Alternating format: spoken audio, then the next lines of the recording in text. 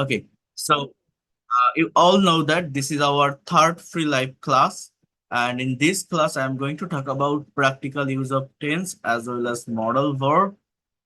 আমি আপনাদের আজকের এই সম্পূর্ণ ক্লাসটি থেকে দেখাবো টেন্স এর প্র্যাকটিক্যাল ব্যবহারটা কিভাবে করা যায়। অর্থাৎ আমরা টেন্স শিখি গ্রামাটিক্যাল ওয়েতে, স্ট্রাকচার শিখি, ডেফিনেশন শিখি এবং সেখান থেকে সেন্টেন্স তৈরি করি বা নেগেটিভ ইন্টারোগেটিভ করি। কিন্তু টেন্সটাকে আমরা কিভাবে প্র্যাকটিক্যালি আমাদের স্পিকিং এ বা রাইটিং এ ব্যবহার করতে পারি, কনভারসেশনে অ্যাপ্লাই করতে পারি ইনস্ট্যান্টলি। যে কোনো কিছু আপনি যখন ইংলিশে বলছেন, you all know that our mother tongue is Bangla. আমরা আমরা বাংলায় কথা বলতে অভ্যস্ত। প্রাইমারি লেভেলে যে কোনো কিছু ইংলিশে লিখতে গেলে বা বলতে গেলে ব্রেইনে কিন্তু দেখবেন আগে বাংলাটা চলে আসে। তো কোনো কিছু বাংলায় ভাবলে সেই কথাগুলো ইনস্ট্যান্টলি কিভাবে ইংলিশে বলতে পারেন কোনো কনফিউশন ছাড়া, কারেক্ট টেন্স ব্যবহার করে, সেটা আমি আজকের সম্পূর্ণ ক্লাসটি থেকে দেখাবো। এছাড়া মডাল ভার্ব নিয়ে কথা বলবো। আর টেন্স এর ভিতরে যে ফাংশন গুলো আছে, অর্থাৎ B verb, do verb, have verb, am, is, are, was, were, have, has, had, do, does, did, এই ভার্ব গুলোর ব্যবহার মূলত কিভাবে হয়ে থাকে। আমরা অনেকেই মনে করি কি যে অ্যাম, ইজ, আর প্রেজেন্ট কন্টিনিউয়াস টেন্সে বসে, ওয়াজ, ওয়্যার পাস্ট কন্টিনিউয়াস টেন্সে বসে, আবার এগুলো কিন্তু ইনডিফিনিট বা সিম্পল টেন্স গুলোতেও বসে। কখন এই অ্যাম, ইজ, আর, ওয়াজ এর অর্থ দেয়, কখন অর্থ দেয় না, কখন নেগেটিভ বা ইন্টারোগেটিভ করার জন্য বসে, কখন মেইন ভার্ব হিসাবে বসে, এই কনসেপ্ট গুলো ক্লিয়ার থাকা দরকার।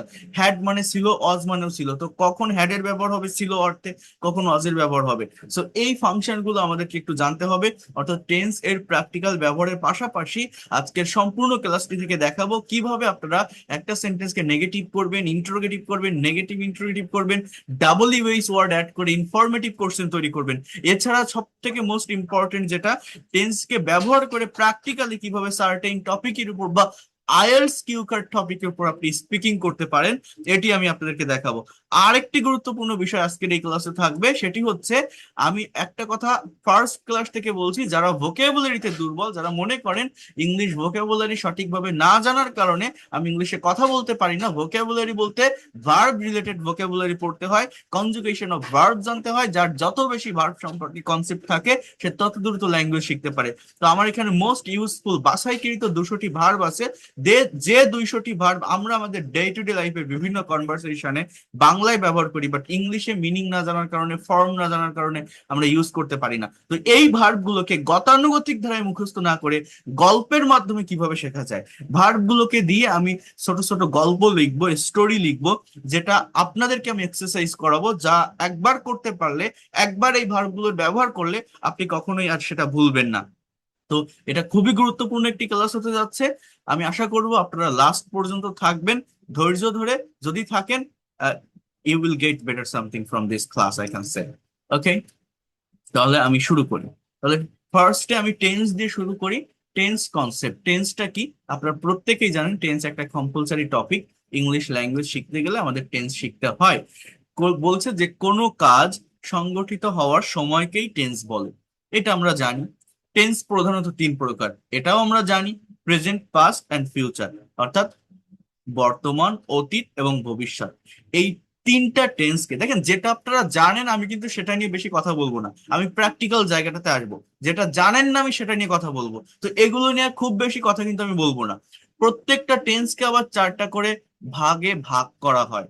অর্থাৎ there are 4 classifications of every tense, তাই না? 4টা ভাগ আছে না? Indefinite, continuous, perfect and perfect continuous. English ল্যাঙ্গুয়েজের টোটাল টেন্সের স্ট্রাকচার কয়টা? 3 এ 4 এ 12টা। কয়টা স্ট্রাকচার আছে? 12টা। এই 12টা স্ট্রাকচার মানে কি, একটা পার্টিকুলার ভার্বকে আপনি 12 ভাবে, 12টা টাইমে, 12 দিকে নিতে পারবেন বা বলতে পারবেন। আমার কথাটা বোঝার চেষ্টা করেন। টেন্স 3 প্রকার, টেন্সের আবার 4টা পার্ট বা ক্লাসিফিকেশন আছে।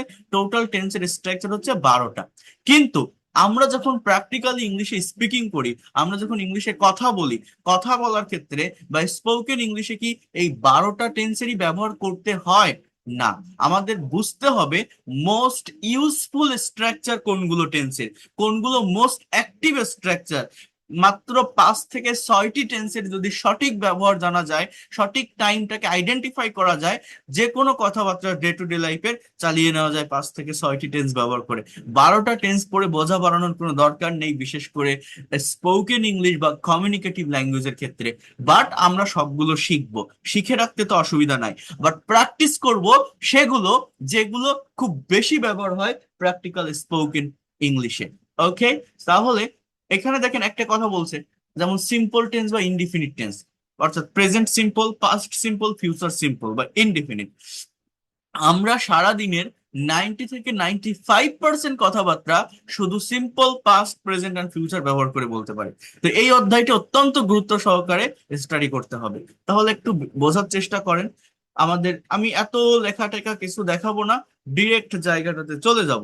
যেমন এখানে লেখা আছে দেখেন, simple tense, step 1 affirmative sentence. তার আগে একটু আমি বলি টেন্সটা কেন শিখতে হয়, টেন্সের গুরুত্বটা কোথায়, এই স্পোকেন ইংলিশটা কি, ইংলিশে আমরা কেন কথা বলতে পারি না। যারা ফার্স্ট ক্লাসে জয়েন করেছিলেন তারা এটা জানেন, আমি ডিটেলসে বলেছিলাম। বাট আজকের এই ক্লাসে আমি ওই বিষয়গুলোকেই একটু হাইলাইট করে তারপর আমি এখানে আসতেছি। আমাকে একটু সময় দিবেন কাইন্ডলি, আমি একটু বলি, কারণ যারা নতুন আছেন তাদের বুঝতে সহজ হবে। আমি একটু হাইলাইট করি আমি একদম ফার্স্ট ক্লাসে আপনাদের কি বলেছিলাম।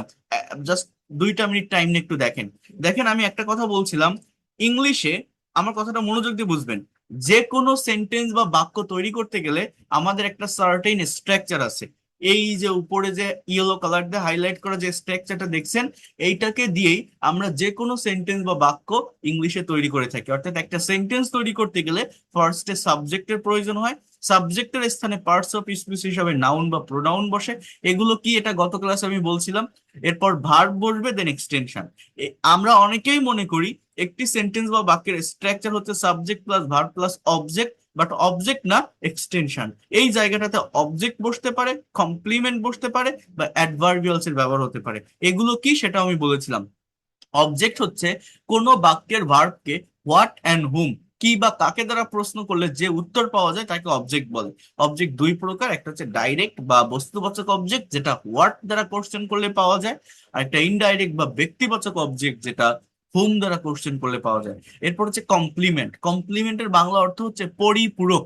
কোনো বাক্যে সাবজেক্ট এবং এক্সটেনশনে, মানে যেটা বলেন আপনারা অবজেক্টে, একই ব্যক্তি বা বস্তু হলে সেটাকে কমপ্লিমেন্ট যুক্ত সেন্টেন্স বলে।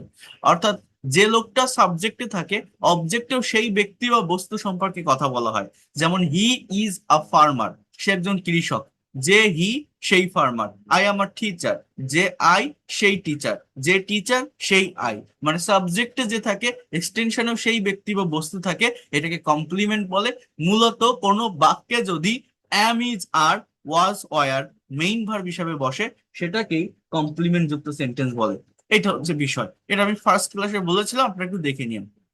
অ্যাডভার্বিয়ালসটা কি, কোনো বাক্যের ভার্বকে যদি হাউ, ওয়ার, ওয়েন, হোয়াই এই ধরনের ওয়ার্ড গুলো দ্বারা কোশ্চেন করেন, তাহলে অ্যাডভার্বিয়াল ফ্রেজ পাওয়া যায়। এগুলোর ব্যবহার করে যে কোনো শর্ট ইংলিশ সেন্টেন্সকে লং সেন্টেন্সে পরিণত করা যায়। এটা আমি বিগত 2টা ক্লাসে দেখিয়েছি। অর্থাৎ এই যে স্ট্রাকচারটা আপনারা দেখছেন, এই স্ট্রাকচার মেনটেন করে প্রায় 90% ইংলিশ সেন্টেন্স তৈরি হয়। যেমন দেখেন, আই একটা সাবজেক্ট, ইট এটা ভার্ব। আই ইট, আমি খাই। কি খাই, হোয়াট, ভাত খাই, রাইস এটা আমার অবজেক্ট। আমরা সারা জীবন এতটুকু সেন্টেন্স লিখতে অভ্যস্ত, বাট এই সেন্টেন্সটাকে আরো বড় করতে পারি এই অ্যাডভার্বিয়ালস এর ব্যবহার করে। যেমন আমি যদি বলি I eat rice, how do I eat rice, how how দিয়ে যদি আমি ইটকে কোশ্চেন করি, I eat rice very slowly. অর্থাৎ আমার বাক্যটা একটু বড় হয়ে গেল, আমি ধীরে সুস্থে ভাত খাই, খাওয়ার সময় আমি তাড়াহুড়া করি না। এটাকে বলা হয় adverb of manner. War do I eat rice, I eat rice very slowly in my room, আমি আমার রুমে বসে ভাত খাই। আমার বাক্যটা আরেকটু বড় হলো, এটা হচ্ছে adverb of place. When do I eat rice, I eat rice very slowly in my room in the morning, আমি সকালবেলা ভাত খাই। এটা আমার আরেকটু বড় হলো বাক্যটা, এটাকে বলা হয় adverb of time. Why do I eat rice, I eat rice very slowly in my room in the morning to get energy, অর্থাৎ শক্তি পেতে, two get energy, energy in body, আমি এটা বলতে পারি ইন বডি, শরীরে শক্তি পাওয়ার জন্য আমি ভাত খাই। তাহলে আমার বাক্যটা ছিল কোন পর্যন্ত, রাইস পর্যন্ত। সেইখান থেকে এই বাক্যটাকে আমি বড় করলাম কিভাবে, এই অ্যাডভার্বিয়ালস এর ব্যবহার করে। এই very slowly adverb of manner কিভাবে পাচ্ছি, ভার্বকে হাউ দ্বারা প্রশ্ন করে। In my room adverb of place কিভাবে পাচ্ছি? ভার্বকে ওয়ার দ্বারা কোশ্চেন করে। And then in the morning adverb of time কিভাবে পাচ্ছি? ভার্বকে ওয়েন দ্বারা কোশ্চেন করে। To get energy in my body, এটাকে কি বলছি? Adverb of reason. Why happen, why দ্বারা কোশ্চেন করলে পাওয়া যায়। তাহলে এটা কিভাবে পাচ্ছি? ভার্বকে ওয়াই দ্বারা কোশ্চেন করে। তাহলে বাক্যটা ছিল রাইস পর্যন্ত, আমরা সারা জীবন এই ছোট সেন্টেন্স পড়তে অভ্যস্ত, আই ইট রাইস। বাট সেখান থেকে একটা বাক্যকে বড় করলাম, I eat rice very slowly in the room in morning to get energy in my body. So এইভাবে অ্যাডভার্বিয়ালস এর ব্যবহার করে যে কোনো শর্ট সেন্টেন্সকে লং সেন্টেন্সে পরিণত করা যায়। এটা আমি আপনাদের দেখিয়েছিলাম। তাহলে দেখেন এই যে স্ট্রাকচারটা আপনারা এখানে দেখছেন, সাবজেক্ট, ভার্ব, এক্সটেনশন। যেমন এখানে কিছু সাবজেক্ট আছে। সাবজেক্ট মানে কি? একটা কথা যখন বলা হয়, একটা কাজ যখন করা হয়, কেউ তো একজন করে, কেউ তো একজন বলে। একটা বাক্যের সাবজেক্ট হতে পারে I, we, you, he, she, they, Rahim, করিম, এগুলোই, তাই না? এরকম একটা সার্কেলের ভিতর থাকবে। একটা কাজ হবে, তো কেউ তো একজন করবে, হয় আমি, না হলে আপনি, না হয় সে। এরপরেই কিন্তু আমাদের ভার্ব ইউজ করতে হচ্ছে। ভার্ব কি? Verb is a word that denotes being, having or doing something. Verb is the heartbeat of English sentence. I mean without verb you will not be able to make any kinds of English sentence. Verb ছাড়া কিন্তু আপনি ইংলিশে কোনো ধরনের sentence বা বাক্য তৈরি করতে পারবেন না। ভার্ব হচ্ছে মোস্ট ইম্পর্টেন্ট টপিক, এটা আমি বলছিলাম। অর্থাৎ আমি এটাও বলছি, যারা ভোকাবুলারিতে দুর্বল, ভার্ব রিলেটেড ভোকাবুলারি পড়তে হবে। কেন ভার্ব রিলেটেড পড়তে হবে? দেখেন, আপনি যদি সাবজেক্ট আর ভার্বটা পাশাপাশি বসান, আমার এই যে এক্সটেনশনের যে পার্টটা, এটা কিন্তু অটোমেটিক্যালি চলে আসে। এটা কিন্তু সিচুয়েশন অনুযায়ী চলে আসে। যেমন আমি খাই, কি খাই? ভাত খাই। কি খেলি? আপনি ফুটবল খেলেন, ক্রিকেট খেলেন, লুডো খেলেন, দাবা খেলেন, যেটা খেলেন আপনি বসান। অর্থাৎ তুমি কি করো? কাজ করো। অর্থাৎ সাবজেক্ট আর ভার্ব বসালে বাকি অংশটা অটোমেটিক্যালি চলে আসে। তাহলে এইভাবে একটা কমপ্লিট সেন্টেন্স তৈরি হচ্ছে। এখন দেখেন, আমি কি বলছিলাম যে স্পোকেন ইংলিশটা কি? আমরা ইংলিশে কথা বলতে পারি না কেন?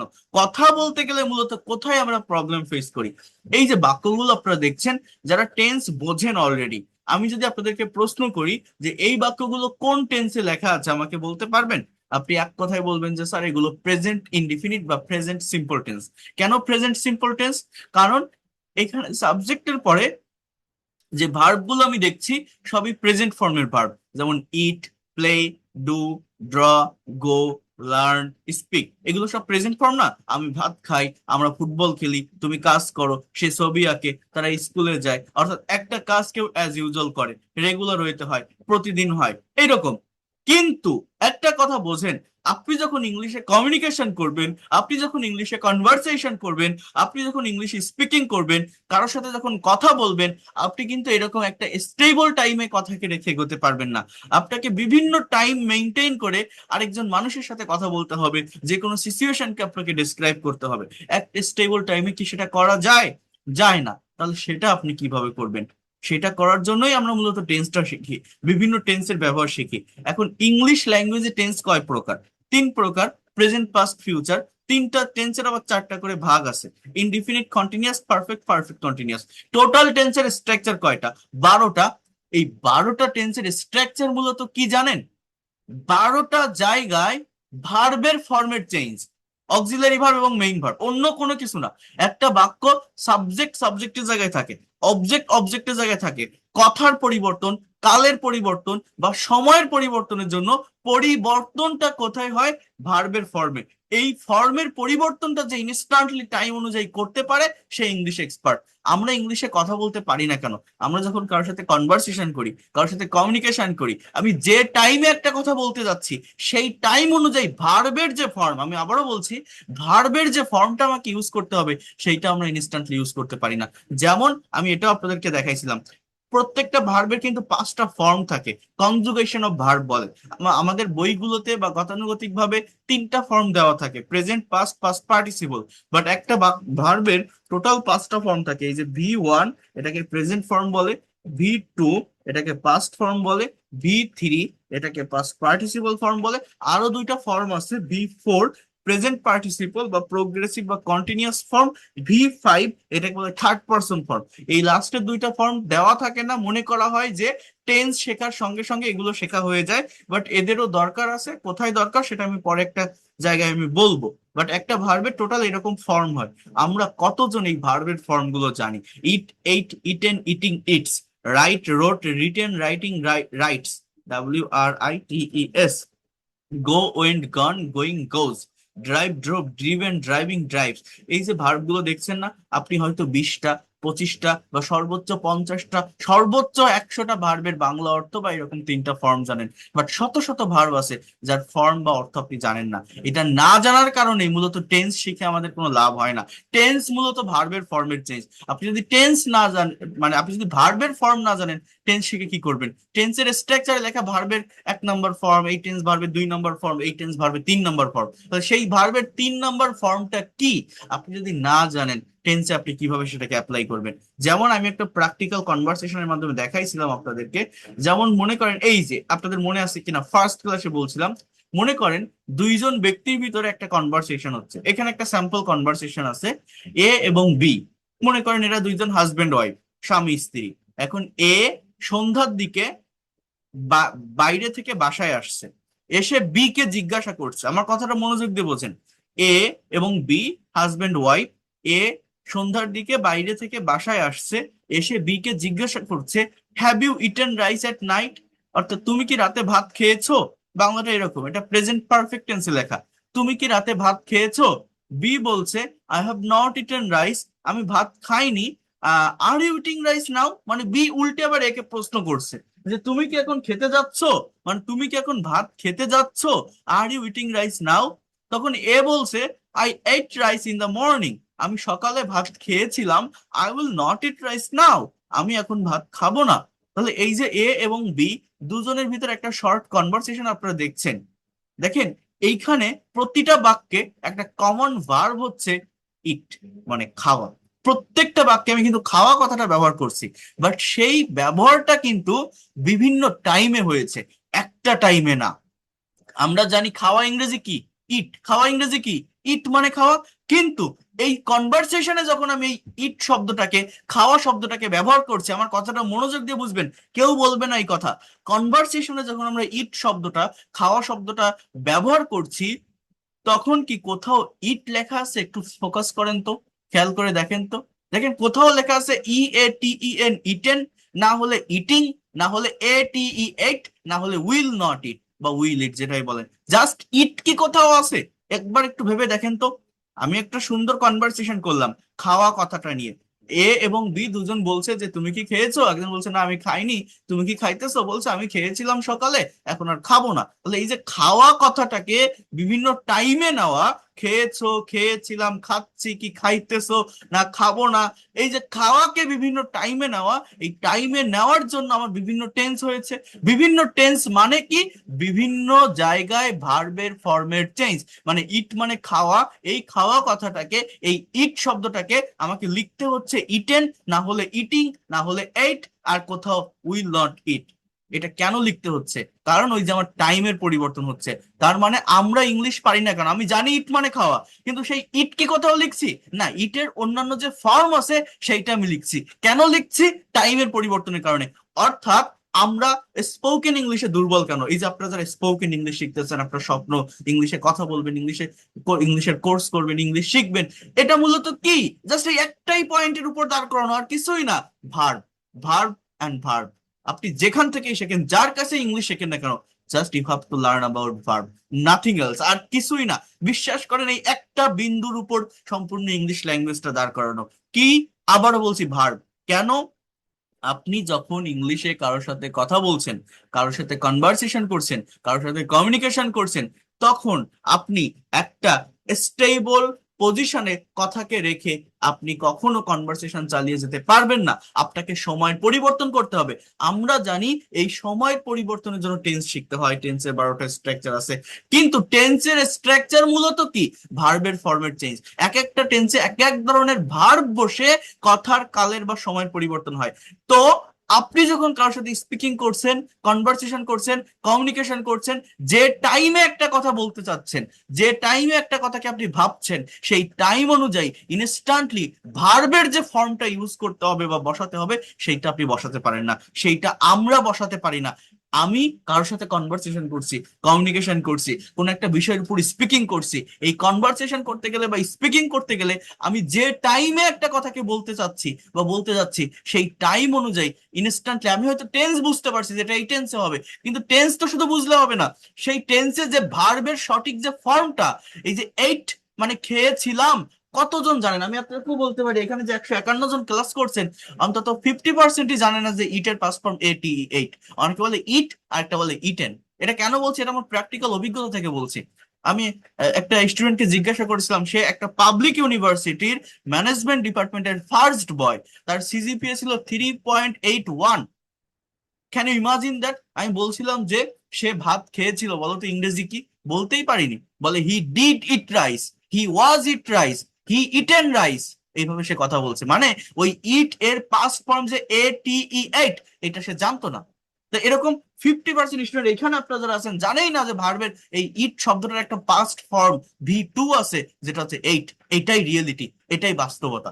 এবং এইটা না জানার কারণে আমি যে টাইমে একটা কথা ভাবতেছি, যে টাইমে একটা কথা বলতে যাচ্ছি, সেই টাইম অনুযায়ী ভার্বের সঠিক ফর্মটা ব্যবহার না করার কারণে আমরা ইংলিশে কথা বলতে পারি না। স্পোকেন ইংলিশ এইটাই, স্পোকেন ইংলিশের দুর্বলতা আমাদের এখানেই। আমি কি আপনাদের ধরাই দিতে পারলাম? কেউ কি আমার কথা বুঝতে পারছেন? এটা আমি ফার্স্ট ক্লাসেও বলছিলাম, একটু রেসপন্স করেন। বোঝা যাচ্ছে আমার কথাটা? কেউ বুঝতে পারছেন? হ্যাঁ, যে প্রবলেমটা কোথায়, কেন কথা বলতে পারি না?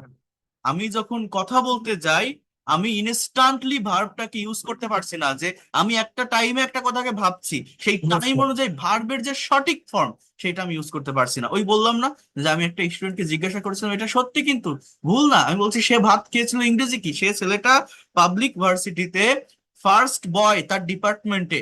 হ্যাঁ, সে ছোট বাচ্চা না কিন্তু। তো সে অনার্স থার্ড ইয়ারে ছিল, তার সিজিপিএ ছিল তখন 3.81। আমি বলছি সে ভাত খেয়েছিল, ইংরেজি কি? বলে হি ডিড ইট রাইস। আপনারা এরকম বলেন, অনেকেই আছেন, হি ওয়াজ ইট রাইস, হি ইটেন রাইস। মানে ইটের যে একটা পাস্ট ফর্ম আছে এইট, সেটা জানতো না। তাহলে আমাদের সব থেকে পরিচিত ভার্বের ফর্ম যদি আমি না জানি, অন্যান্য ভার্ব তো শেখা দূরের কথা। এই জন্য আমি যাদেরকে ইংরেজি শেখাই, এই ভার্বের ফর্ম, আমার পেইড কোর্সের যা স্টুডেন্ট যারা থাকে, এই ভার্বের ফর্ম খাতায় লেখায় তারপর ইংরেজি শেখানো শুরু করি। কারণ এটা সবার আগে আপনাকে জানতে হবে, এটার গুরুত্ব অনেক বেশি। এবং এটাকে আমি প্র্যাকটিক্যাল ওয়েতে শেখাই। আপনারা, আমি ভার্বের পিডিএফ আপনাদের আজকে প্রোভাইড করবই ইনশাল্লাহ। আর আজকের ক্লাসে লাস্ট পর্যন্ত থাকেন। ভার্ব গুলোকে ব্যবহার করে কিভাবে আমরা গল্পের মাধ্যমে এটা শিখতে পারি, এটাকে মেমোরাইজ করতে পারি, আমি দেখাবো। তো যাই হোক, এবার দেখেন কোথায় ছিলাম। এই যে এটাও আমি আপনাদেরকে দেখাইছিলাম একদম ফার্স্ট ক্লাসে। এটা জাস্ট একটু হাইলাইট করে আমি আমাদের মেইন পার্টে আজকে আসতেছি। 10টা 45 অলরেডি বেজে গেছে, বাট আমি মেইন জায়গাটা এখনো ধরতে পারিনি। বাট সমস্যা নাই, একটু দেখেন। দেখেন, এগুলো বলার অনেক কারণ আছে, অনেক রিজন আছে। আপনারা তো শুধু শেখেন, বিভিন্ন জায়গা থেকে শেখেন, বাট কেন শিখবো এই টেন্স? কেন শিখবো? কাজটা কোথায়, এটা কি আমরা জানি? এটা কিন্তু আমরা জানি না। তো সেইটা আগে আমি আপনাদের বোঝানোর চেষ্টা করছি, ব্যাকগ্রাউন্ড নলেজটা নেন। দেখেন, এখানে একটা ভার্ব আমি লিখছি ড্রাইভ। এই ড্রাইভ মানে কি? চালানো। আমি যদি বলি সে একটা গাড়ি চালায়, এই বাক্যের বাংলা হচ্ছে, ইংলিশ হচ্ছে হি ড্রাইভ এ কার। অর্থাৎ হি সাবজেক্ট, ড্রাইভস ভার্ব, আর অবজেক্ট হচ্ছে এই যে দেখেন এইখানে এ কার। সে একটা গাড়ি চালিয়েছিল, হি ড্রোভ এ কার। সে একটা গাড়ি চালাবে, হি উইল ড্রাইভ এ কার। এই যে আমার কথার পরিবর্তন হচ্ছে, সময়ের পরিবর্তন হচ্ছে, ভার্বের পরিবর্তন হচ্ছে। সাবজেক্ট কিন্তু হি, অবজেক্ট এ কার। পরিবর্তনটা কোথায় হয় দেখেন। আমি যদি বলি সে একটা গাড়ি চালাচ্ছে, হি ইজ ড্রাইভিং আ কার। চালাচ্ছিল বা চালাইতেছিল, হি ওয়াজ ড্রাইভিং আ কার। সে একটা গাড়ি চালাতে থাকবে, he will be driving a car. সে একটা গাড়ি চালিয়েছে, he has driven a car. এটা প্রেজেন্ট পারফেক্ট টেন্স। অনেকে ড্রাইভেন বলে, বাট এটা ড্রাইভেন না, ড্রিভেন। ওকে, সো এইভাবে আমার এখানে 7টা টেন্স লেখা শেষ। যদি টেন্স জানা থাকে, সর্বোচ্চ 12 ভাবে আপনি এই ড্রাইভ শব্দটাকে ব্যবহার করতে পারবেন। মানে ড্রাইভ মানে চালানো, এই চালানো কথাটাকে 12 দিকে, 12টা টাইমে, 12টা সেন্সে নিতে পারবেন বা বলতে পারবেন। টেন্সের স্ট্রাকচার টোটাল 12টা। 12টা মানে একটা ভার্বকে 12 ভাবে ব্যবহার করা যায়। বাট এই 12টা সেন্স বা 12টা টাইম কি মনের সম্পূর্ণ ভাব প্রকাশ করতে পারে? না। শুধু টেন্স দিয়ে মনের সম্পূর্ণ ভাব প্রকাশ করা যায় না। মনের হোল সেন্সটাকে আরো ডিটেলসে বলার জন্য মডেলের ব্যবহার করতে হয়। ইংলিশ ল্যাঙ্গুয়েজে প্রায়, আমি আবারও বলছি, এটা ফার্স্ট ক্লাসে বলছিলাম 18টার মতো মডাল সেমি মডাল ভার্ব আছে। Can, could, may, might, shall, should, will, would, used to, must, need to, dare to, এগুলো হচ্ছে মডাল ভার্বের ব্যবহার। এগুলো জানা থাকলে কি হবে, আপনি একটা পার্টিকুলার ভার্বকে ওই 12টার বাইরে গিয়েও ওই ড্রাইভ শব্দটাকে আরো 18 ভাবে, 18টা সেন্সে, 18টা টাইমে প্রকাশ করতে পারবেন। যেটা আপনি করতে সক্ষম হলে whatever you think in Bengali you will be able to speak in English. আপনি বাংলায় যাই ভাবেন না কেন, ইনস্ট্যান্টলি সেই কথাটাকে আপনি ইংলিশে বলতে পারবেন। আমরা পারি না জাস্ট এই কারণে যে টাইমে একটা কথা ভাবতেছি, একটা কথা মনে আসতেছে, সেই টাইম বা সেই সেন্স, সেই থট অনুযায়ী ভার্বটাকে আমি ইউজ করতে পারি না। সো ক্যান, কুড, মে, মাইট, এই মডাল ভার্ব গুলো মূলত রিকোয়েস্ট, পারমিশন, অব্লিগেশন এগুলো প্রকাশ করে থাকে। অ্যাবিলিটি, প্রবাবিলিটি, পসিবিলিটি এগুলো প্রকাশ করে থাকে। মনে করেন আমি যদি বলি সে গাড়ি চালাইতো, আপনি কোন টেন্স দিয়ে বলবেন? সে গাড়ি চালাতে অভ্যস্ত ছিল, কোন টেন্স দিয়ে বলবেন? তার আজ একটা গাড়ি চালানোর কথা আছে, কোন টেন্স দিয়ে বলবেন? গতকাল তাকে এই গাড়িটা চালাতে হয়েছিল, কোন টেন্স দিয়ে বলবেন? এগুলো বলতে গেলে অবশ্যই মডাল এবং সেমি মডালের ব্যবহার জানা লাগবে। শুধু টেন্স দিয়ে মনের সব কথা প্রকাশ করা যায় না, কারণ টেন্সের টোটাল স্ট্রাকচার 12টা, টেন্সের টোটাল টাইম 12টা। 12টা টাইম কি মনের সব কিছু প্রকাশ করতে পারে? সব সেন্স, সব টাইম? না।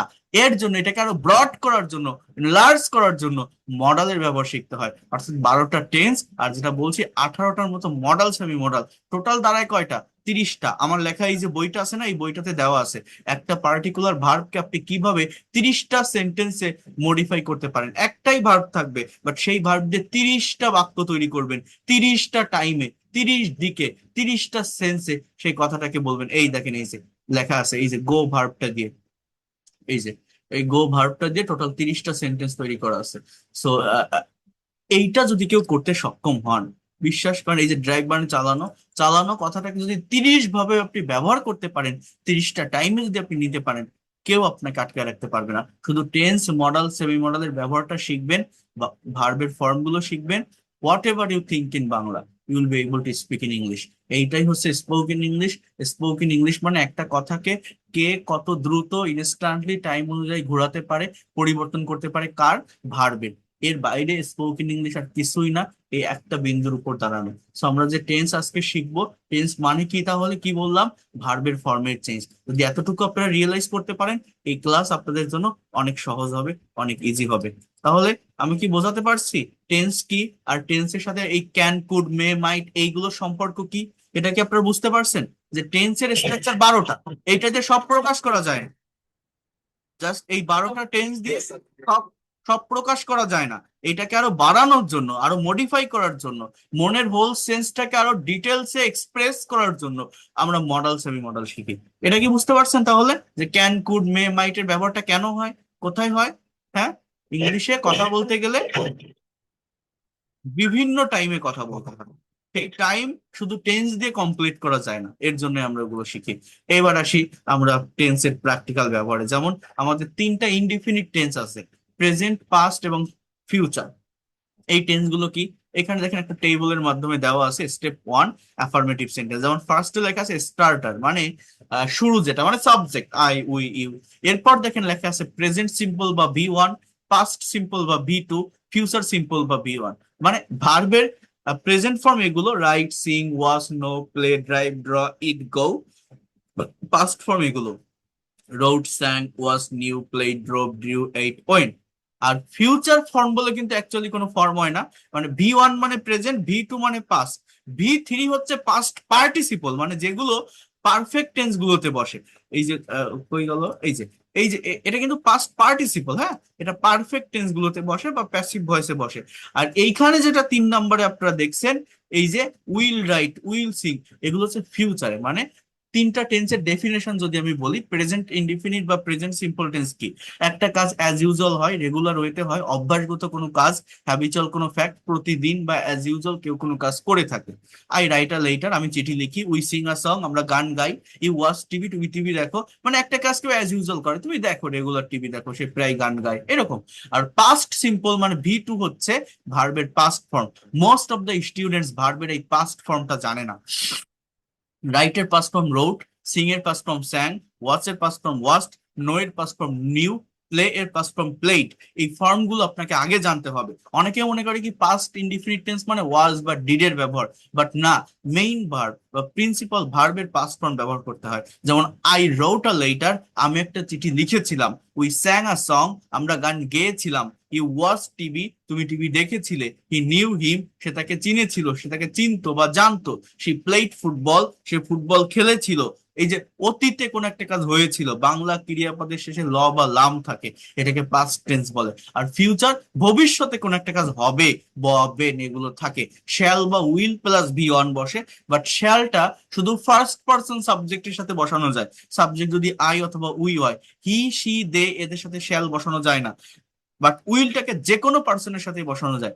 এবং মডার্ন গ্রামার অনুযায়ী উইলের ব্যবহারটা বেশি হয়, এজন্য শ্যালকে স্কিপ করে যদি সব জায়গায় উইল ব্যবহার করেন সেটা বেটার হয়। আমি যদি তিনটা টেন্সকে কম্পেয়ার করে একটু প্র্যাকটিস করি, এটা আমাদের শিখতে অনেক বেশি সহজ হয়। যেমন আই রাইট আ লেটার, আমি একটা চিঠি লিখি। আই রোট আ লেটার, আমি একটা চিঠি লিখেছিলাম। I will write a letter, আমি একটা চিঠি লিখবো।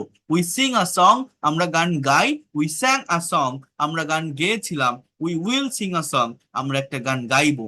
ইউ ওয়াচ টিভি, তুমি টিভি দেখো। ইউ ওয়াচ টিভি, তুমি টিভি দেখেছিলে। ইউ উইল ওয়াচ টিভি, তুমি টিভি দেখবে। হি নোজ হিম, সে তাকে চেনে। হি নিউ হিম, সে তাকে চিনতো বা জানতো। হি উইল নো হিম, সে তাকে চিনবে। She plays football, subject third person singular number হলে হি সি ইট বা কোনো সিঙ্গেল নাম। প্রেজেন্ট ইনডিফিনিট বা সিম্পল প্রেজেন্ট টেন্সের সেন্টেন্স তৈরি করতে গেলে ভার্বের সাথে এস বা ইএস বসে। শি প্লেস ফুটবল, সে ফুটবল খেলে। শি প্লেড ফুটবল, সে ফুটবল খেলেছিল। শি উইল প্লে ফুটবল, সে ফুটবল খেলবে। দে ড্রাইভ আ কার, তারা একটা গাড়ি চালায়। দে ড্রোভ এ কার, তারা একটা গাড়ি চালিয়েছিল। দে উইল ড্রাইভ আ কার, তারা একটা গাড়ি চালাবে। তাহলে এইভাবে আপনাকে কম্পেয়ার করে পড়তে হবে। Rana draws a picture, Rana একটা ছবি আঁকে। রানা ড্রিউ আ পিকচার, বাংলাটা বুঝবেন, hour mother tongue is Bangla. Primary লেভেলে যখনই কোনো কিছু ইংলিশে লিখবেন বা বলবেন, ব্রেইনে দেখবেন আগে বাংলাটা চলে আসে, সেইটা কনভার্ট করে আপনাকে ইংলিশে বলতে হয়। তো এটা আগে বোঝেন, টাইমটা বোঝেন। Rana draws a picture, Rana একটা ছবি আঁকে। Rana drew a picture, Rana একটা ছবি এঁকেছিল। Rana will draw a picture, Rana একটা ছবি আঁকবে। রানা ইটস রাইস, রানা ভাত খায়। রানা এইট রাইস, রানা ভাত খেয়েছিল। Rana will eat rice, Rana ভাত খাবে। Rana goes to school, Rana স্কুলে যায়। Rana went to school, Rana স্কুলে গিয়েছিল। Rana will go to school, Rana স্কুলে যাবে। দেখেন, এই যে ভার্ব গুলোর ফর্ম বলছি না, এই past form most of the student জানে না। এটার একটা রিজন আছে। কি রিজন জানেন? সেটা হচ্ছে, আমি যদি ওইখানে আরেকটু যাই, এই যে ভার্বের ফর্ম গুলো লিখছি কোথায়, এই যে দেখেন। এই যে ভার্বের ফর্ম গুলো দেখছেন না, ইট মানে খাওয়া, রাইট মানে লেখা, গো মানে যাওয়া, ড্রাইভ মানে চালানো, ড্র মানে আঁকা। মানে ভার্বের যে বেস ফর্ম গুলো থাকে, এগুলো সবাই দেখতে দেখতে, চিনতে চিনতে, ভোকাবুলারি শব্দ অর্থ পড়তে পড়তে এটা বুঝতে পারে, হয়ে যায়। এরপর দেখেন যে 3 নম্বর ফর্ম, মানে ইট থেকে ইটেন, রাইট থেকে রিটেন, গো গান, ড্রাইভ ড্রিভেন, ড্রন। এই 3 নম্বর ফর্মটাও মোস্ট অফ দ্য স্টুডেন্ট জানে। কেন জানে জানেন? এটার ব্যবহার অনেক জায়গায় হয়।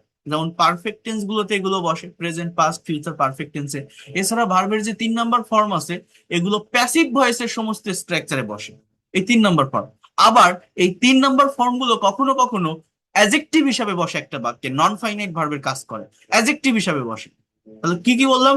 প্যাসিভ ভয়েস, অ্যাজেক্টিভ বা পারফেক্ট টেন্স অনেক জায়গায় বসে। আর 4 নাম্বার যে ফর্মটা, মানে আইএনজি যুক্ত, এটা টেন্স শেখার সাথে সাথে হয়ে যায়, এটা নিয়ে সমস্যা নেই। বাট ওই যে ভি 2 যেটা, মানে ইট থেকে যেটা এইট, রাইট থেকে যেটা রোড, গো থেকে যেটা ওয়েন্ট, ড্রাইভ থেকে যেটা ড্রোভ, ড্র থেকে যেটা ড্রিউ, এই যে 2 নম্বর ফর্ম, এইটা মোস্ট অফ দ্য স্টুডেন্ট জানে না। কারণ এটার ব্যবহার কম, এটা শুধু পাস্ট ইনডিফিনিট বা সিম্পল পাস্ট টেন্সে ব্যবহার হয়, অন্য কোথাও ব্যবহার হয় না। কিন্তু পাস্ট টেন্সের ইউজ আবার প্র্যাকটিক্যাল স্পিকিং এ অনেক বেশি। এই জন্য ভার্বের এই ফর্মগুলো যদি আপনি না জানেন, না পারেন, তাহলে কিন্তু আপনি অতীতের যে কোনো কথা যদি আপনাকে ইংলিশে ডিসক্রাইব করতে হয়, কোন একটা গল্প বলতে হয়, কোন একটা স্মরণীয় ইভেন্ট আপনাকে ডিসক্রাইব করতে হয়, আপনি কিন্তু করতে পারবেন না যতক্ষণ না পর্যন্ত এই ভি 2 গুলো আপনি না জানবেন। এই জন্য যেটা বারবার বলছি, ভোকাবুলারি বলতে মোস্ট ইউজফুল ভার্ব গুলো, অর্থাৎ ভার্ব রিলেটেড ওয়ার্ড গুলো আপনাকে অর্থ জানতে হবে, এবং ভার্ব রিলেটেড ওয়ার্ড গুলোর past form, past participle form আপনার জানতে হবে। ওকে, ক্লাসগুলো করে যান। মনে থাকবে আমার কথা, যে একটা লোক ছিল, এইভাবে ল্যাঙ্গুয়েজটা বোঝাইছিল, এইভাবে শেখাইছিল বা দেখাইছিল। এত ডিটেলসে এত ই করে কেউ আপনাকে বলবে না। হ্যাঁ, যে যার মতো গতানুগতিক ধারায় পড়া যাবে। দেখেন, আই ওয়াচ টিভি, আমি টিভি দেখি। আই ওয়াচ টিভি, আমি টিভি দেখেছিলাম। আই উইল ওয়াচ টিভি, আমি টিভি দেখবো। আই ড্রাইভ আ কার, আমি গাড়ি চালাই। আই ড্রোভ আ কার, আমি গাড়ি চালিয়েছিলাম। আই উইল ড্রাইভ আ কার, আমি গাড়ি চালাবো। তাহলে একটা বাক্য তৈরি করতে গেলে বা বাক্যের পরিবর্তন করতে গেলে টেন্সটা মূলত কি? সাবজেক্ট সাবজেক্টের জায়গায়, অবজেক্ট অবজেক্টের জায়গায়, আমার কথার পরিবর্তন, কালের পরিবর্তন বা সময়ের পরিবর্তনের জন্য পরিবর্তনটা কোথায় করতে হচ্ছে? জাস্ট ভিতরে ভার্বের ফর্মে, ভার্বের প্রেজেন্ট ফর্ম, ভার্বের পাস্ট ফর্ম, এরপর will plus V on future, আমরা এটা বলতে পারি। তো এইভাবেই কিন্তু একটা সেন্টেন্স তৈরি হয়। আরেকটা কথা হচ্ছে কি, সেন্টেন্স শুধু এইভাবে তৈরি করলে হবে না, আমাদের এটাও জানতে হবে একটা সেন্টেন্স বা বাক্যকে কিভাবে নেগেটিভ ইন্ট্রোগেটিভ বা নেগেটিভ ইন্ট্রোগেটিভ করতে হয়। বাট সেটা আমরা দেখবো। বাট এতটুকু তো আপনারা বুঝতে পারছেন যে সিম্পল টেন্স বা ইনডিফিনিট টেন্স গুলো কি। একটা কাজ অ্যাজ ইউজুয়াল হয়, রেগুলার ওয়েতে কেউ কোনো কাজ করে, সাবজেক্টের পর ভার্বের এই প্রেজেন্ট ফর্ম গুলো বসলে এটাকে প্রেজেন্ট ইনডিফিনিট টেন্স বলে। পাস্ট ফর্ম গুলো বসলে পাস্ট ইনডিফিনিট টেন্স, অর্থাৎ অতীতে কোনো একটা কাজ হয়ে গেছে বোঝায়। আর উইল প্লাস বি অন বসলে এটা ফিউচারে চলে যাচ্ছে, ভবিষ্যতে কোনো কাজ হবে। এই হচ্ছে তিনটা ইনডিফিনিট বা তিনটা সিম্পল টেন্সের টেবল বা সেন্টেন্স আর কি। কিন্তু আমরা শুধু এইখানে বসে থাকবো না। আমরা, আমি বারবার বলছি, রুলস আর স্ট্রাকচার শিখে বসে থাকলে হবে না। এই টেন্স গুলোকে কিভাবে আপনি প্র্যাকটিক্যালি অ্যাপ্লাই করতে পারেন, এইটা আপনাকে শিখতে হবে। প্র্যাকটিক্যালি কিভাবে এই টেন্সের স্ট্রাকচার গুলোকে আপনার স্পিকিং এ আপনি ডেভেলপ করতে পারেন, আপনার প্রেজেন্টেশনে আপনি ডেভেলপ করতে পারেন, এইটা আপনাকে দেখতে হবে। যেমন আমি মনে আছে হয়তো আপনাদের ফার্স্ট ক্লাসে দেখাইছিলাম যে তিনটা টাইমের উপর কিভাবে এই টেন্স গুলোকে আপনি ব্যবহার করতে পারেন। তিনটা টাইম বলতে কি, আমি এক ঝলকে একটু দেখাই, তারপর একটা রিয়েল টপিক নিয়ে কথা বলবো যেখানে এই টেন্স বা ভার্বের ফর্মের ব্যবহারটা প্র্যাকটিক্যালি কিভাবে আপনি অ্যাপ্লাই করবেন একটা প্রেজেন্টেশনে, সেটা আমি দেখাবো। আইএলটিএস কিউকার টপিকের উপর আমি দেখাবো। তার আগে আমি একটু দেখাই, ফার্স্ট ক্লাসে যারা জয়েন করছিলেন তাদেরকে আমি এটা বলছিলাম, আপনাদের মনে আছে কিনা। এই দেখেন, ইংলিশ স্পিকিং এ যারা দুর্বল, যারা যারা মনে করেন যে আমি মোটামুটি গ্রামার পারি, আমি রুলস স্ট্রাকচার বুঝি, একটা সেন্টেন্স বা কোনো কিছু প্যাসেজ রিডিং পড়তেও পারি, মোটামুটি দু একটা সেন্টেন্স লিখতেও পারি, বাট আমি কথা বলতে পারি না, কথা বলতে গেলে আমার জড়তা কাজ করে, স্পিকিং এ আমি খুবই দুর্বল। কারণ প্র্যাকটিসের অভাব, আমার জাস্ট প্র্যাকটিসটা দরকার। অনেকে বলে না আপনার পেইড কোর্সের বেনিফিট কি, বেনিফিট এইটাই, পেইড কোর্সে অনেক বেশি আমি স্টুডেন্টদেরকে প্র্যাকটিস করাই। আমার সেখানে ল্যাঙ্গুয়েজ ক্লাব আছে, সেখানে স্পিকিং সার্টেন টপিক দেওয়া থাকে, সেই টপিকের এগেইনস্টে তারা স্পিকিং করে, প্রেজেন্টেশন দেয়, ভুল হলে আমি ধরাই দেই। হ্যাঁ, বাট এইখানে এই যে ক্লাসগুলো নিচ্ছে এটা ওয়ান ওয়ে কমিউনিকেশনের মতো হয়ে যায়, ওখানে two way communication, that is the benefit, আর কিছুই না। আমার পড়ানোর এফোর্ট, শেখানোর এফোর্ট দুই জায়গাতেই সমান। আমি আমার জায়গা থেকে সর্বোচ্চ চেষ্টা করি, আমি যাদেরকেই পড়াই না কেন। বাট আপনি নিজে যদি কথা না বলেন, নিজের মুখ দিয়ে যদি কথা বের না করেন, আপনি যদি স্পিকিং না করেন, আপনার মাউথ এক্সারসাইজ যদি না করেন, তাহলে আপনি কখনোই ডেভেলপ করতে পারবেন না। যত ভালো টিচারের কাছে যান, হাজারটা ক্লাস করেও কোনো লাভ হবে না যদি না আপনি প্র্যাকটিস করেন, আপনি স্পিকিং করেন। আমি কি টিচার, আমি কি করছি, আপনাকে টিচ দিচ্ছি। টিচ দেওয়া মানে কি? শেখানো। টিচ মানে কি? শেখানো। এটা কি বলে জানেন? Positive verb. পজিটিভ ভার্বের ব্যবহার শিখছেন কখনো? লার্ন মানে শেখা, টিচ মানে শেখানো। মানে আমি শেখাচ্ছি, বাট শিখবে কে? আপনি। কথা বলবে কে? আপনি। কাজ করবে কে? আপনি। কার ব্রেন থেকে ল্যাঙ্গুয়েজটা আসবে? আপনার। কার মুখ থেকে কথা বের হবে? আমার না আপনার? আপনার। এই যে আমি এখন লেকচার দিচ্ছি, পড়াচ্ছি, এখানে ডেভেলপ হচ্ছে কার জানেন? আপনার না আমার। প্র্যাকটিস কার হচ্ছে? আমার।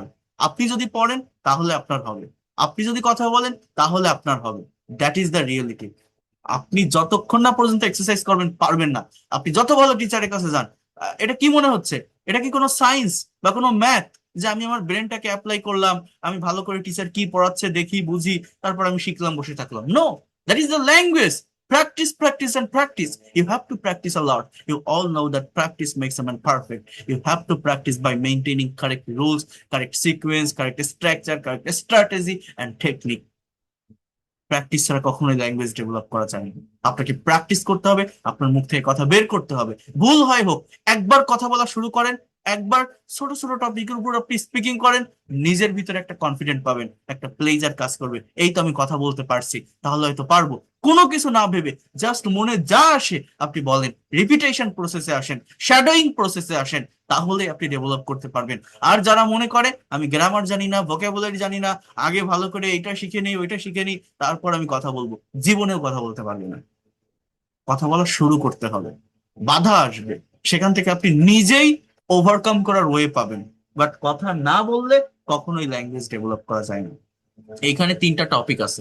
Speak about your daily activities. আমি যদি আপনাকে বলি যে আপনি প্রতিদিন কি কাজ করেন, ইংলিশে বলতে পারবেন? বা একটা স্ক্রিপ্ট লেখেন তো, what do you do everyday, what's your daily activities, এই কথাগুলো আপনি কিভাবে লিখবেন? দেখেন, যে কোনো টপিকের উপর স্পিকিং করতে গেলে, কথা বলতে গেলে, প্রেজেন্টেশন দিতে গেলে আগে তার ব্যাকগ্রাউন্ডটা বুঝতে হয়, যেমন কোশ্চেনটাকে, কোশ্চেনটা কেমন, আমি যখন অ্যান্সারটা করব কোন টাইমে উত্তর দিব। আমার কোশ্চেনটা কি, যে talk about your daily activities, speak about your daily activities. আপনি প্রতিদিন কি কাজ করেন, রেগুলার লাইফের ওয়ার্ক গুলো কি আপনার, সেটা কি আপনি ডেসক্রাইব করতে পারবেন? তাহলে অ্যাজ ইউজুয়াল যে কাজগুলো হয়, রেগুলার লাইফে যে কাজগুলো হয়, সেগুলো প্রেজেন্ট সিম্পল টেন্স দিয়ে বলতে হবে। সাবজেক্টের পর ভার্বের কোন ফর্ম, প্রেজেন্ট ফর্ম। এখানে দেখেন ভার্ব গুলোকে ইয়েলো কালার দিয়ে হাইলাইট করা আছে। বাংলায় ভার্ব লাস্টে থাকে, বাট ইংলিশে কথা বলতে গেলে প্রত্যেকটা সেন্টেন্সে সাবজেক্টের পরেই ভার্ব ব্যবহার করতে হয়। এখন সাবজেক্টকে আমি, আমি যে কাজটা করি, আমার অ্যাক্টিভিটিস গুলোকে আমি বর্ণনা করবো। তার মানে আমি যে কাজটা রেগুলার লাইফে করি, সেই কাজটাকে আমি, সেই কাজের, সেই ভার্বের ইংলিশ ওয়ার্ডটা আমি বসাবো। আর একটা কথা বারবার আমি বলছি, সাবজেক্ট আর ভার্ব পাশাপাশি বসালে দেখবেন বাকিটা অটোমেটিক্যালি চলে আসছে। দেখেন এখানে কি লেখা আছে, বলছে আসসালামু আলাইকুম, good afternoon you all, I am Sakib before you. আমি আপনাদের সামনে সাকিব বলছি। জাস্ট ফার্স্ট একটা গ্রিটিংস দেওয়া, I am really glad to share my feelings. আমি সত্যি আনন্দিত আমার অনুভূতিটা ব্যক্ত করতে পেরে। I am really glad to share my feelings. I will try to say something about my daily activities. এবার কি বলছে দেখেন, জাস্ট প্রেজেন্ট সিম্পল এর ব্যবহার প্রত্যেকটা জায়গায়। I get up early in the morning everyday, তাহলে বাংলাটা কি, বাংলা বুঝতে হবে। আমি প্রতিদিন খুব সকালে ঘুম থেকে উঠি। Then I brush my teeth and I wash my face. তারপর আমি মুখ ধুই, দাঁত ব্রাশ করি, and take ablution for Fajr prayer, এবং ফজরের নামাজের জন্য আমি উজু করি। After that I do some exercise, আমি কিছু ব্যায়াম করি। Then I refresh myself and take my breakfast, আমি ফ্রেশ হই এবং আমার ব্রেকফাস্ট করি। Then I get ready to go to office আর কলেজ এট 9:30 AM, আমি 9:30টার দিকে অফিসে যাওয়ার জন্য রেডি হই।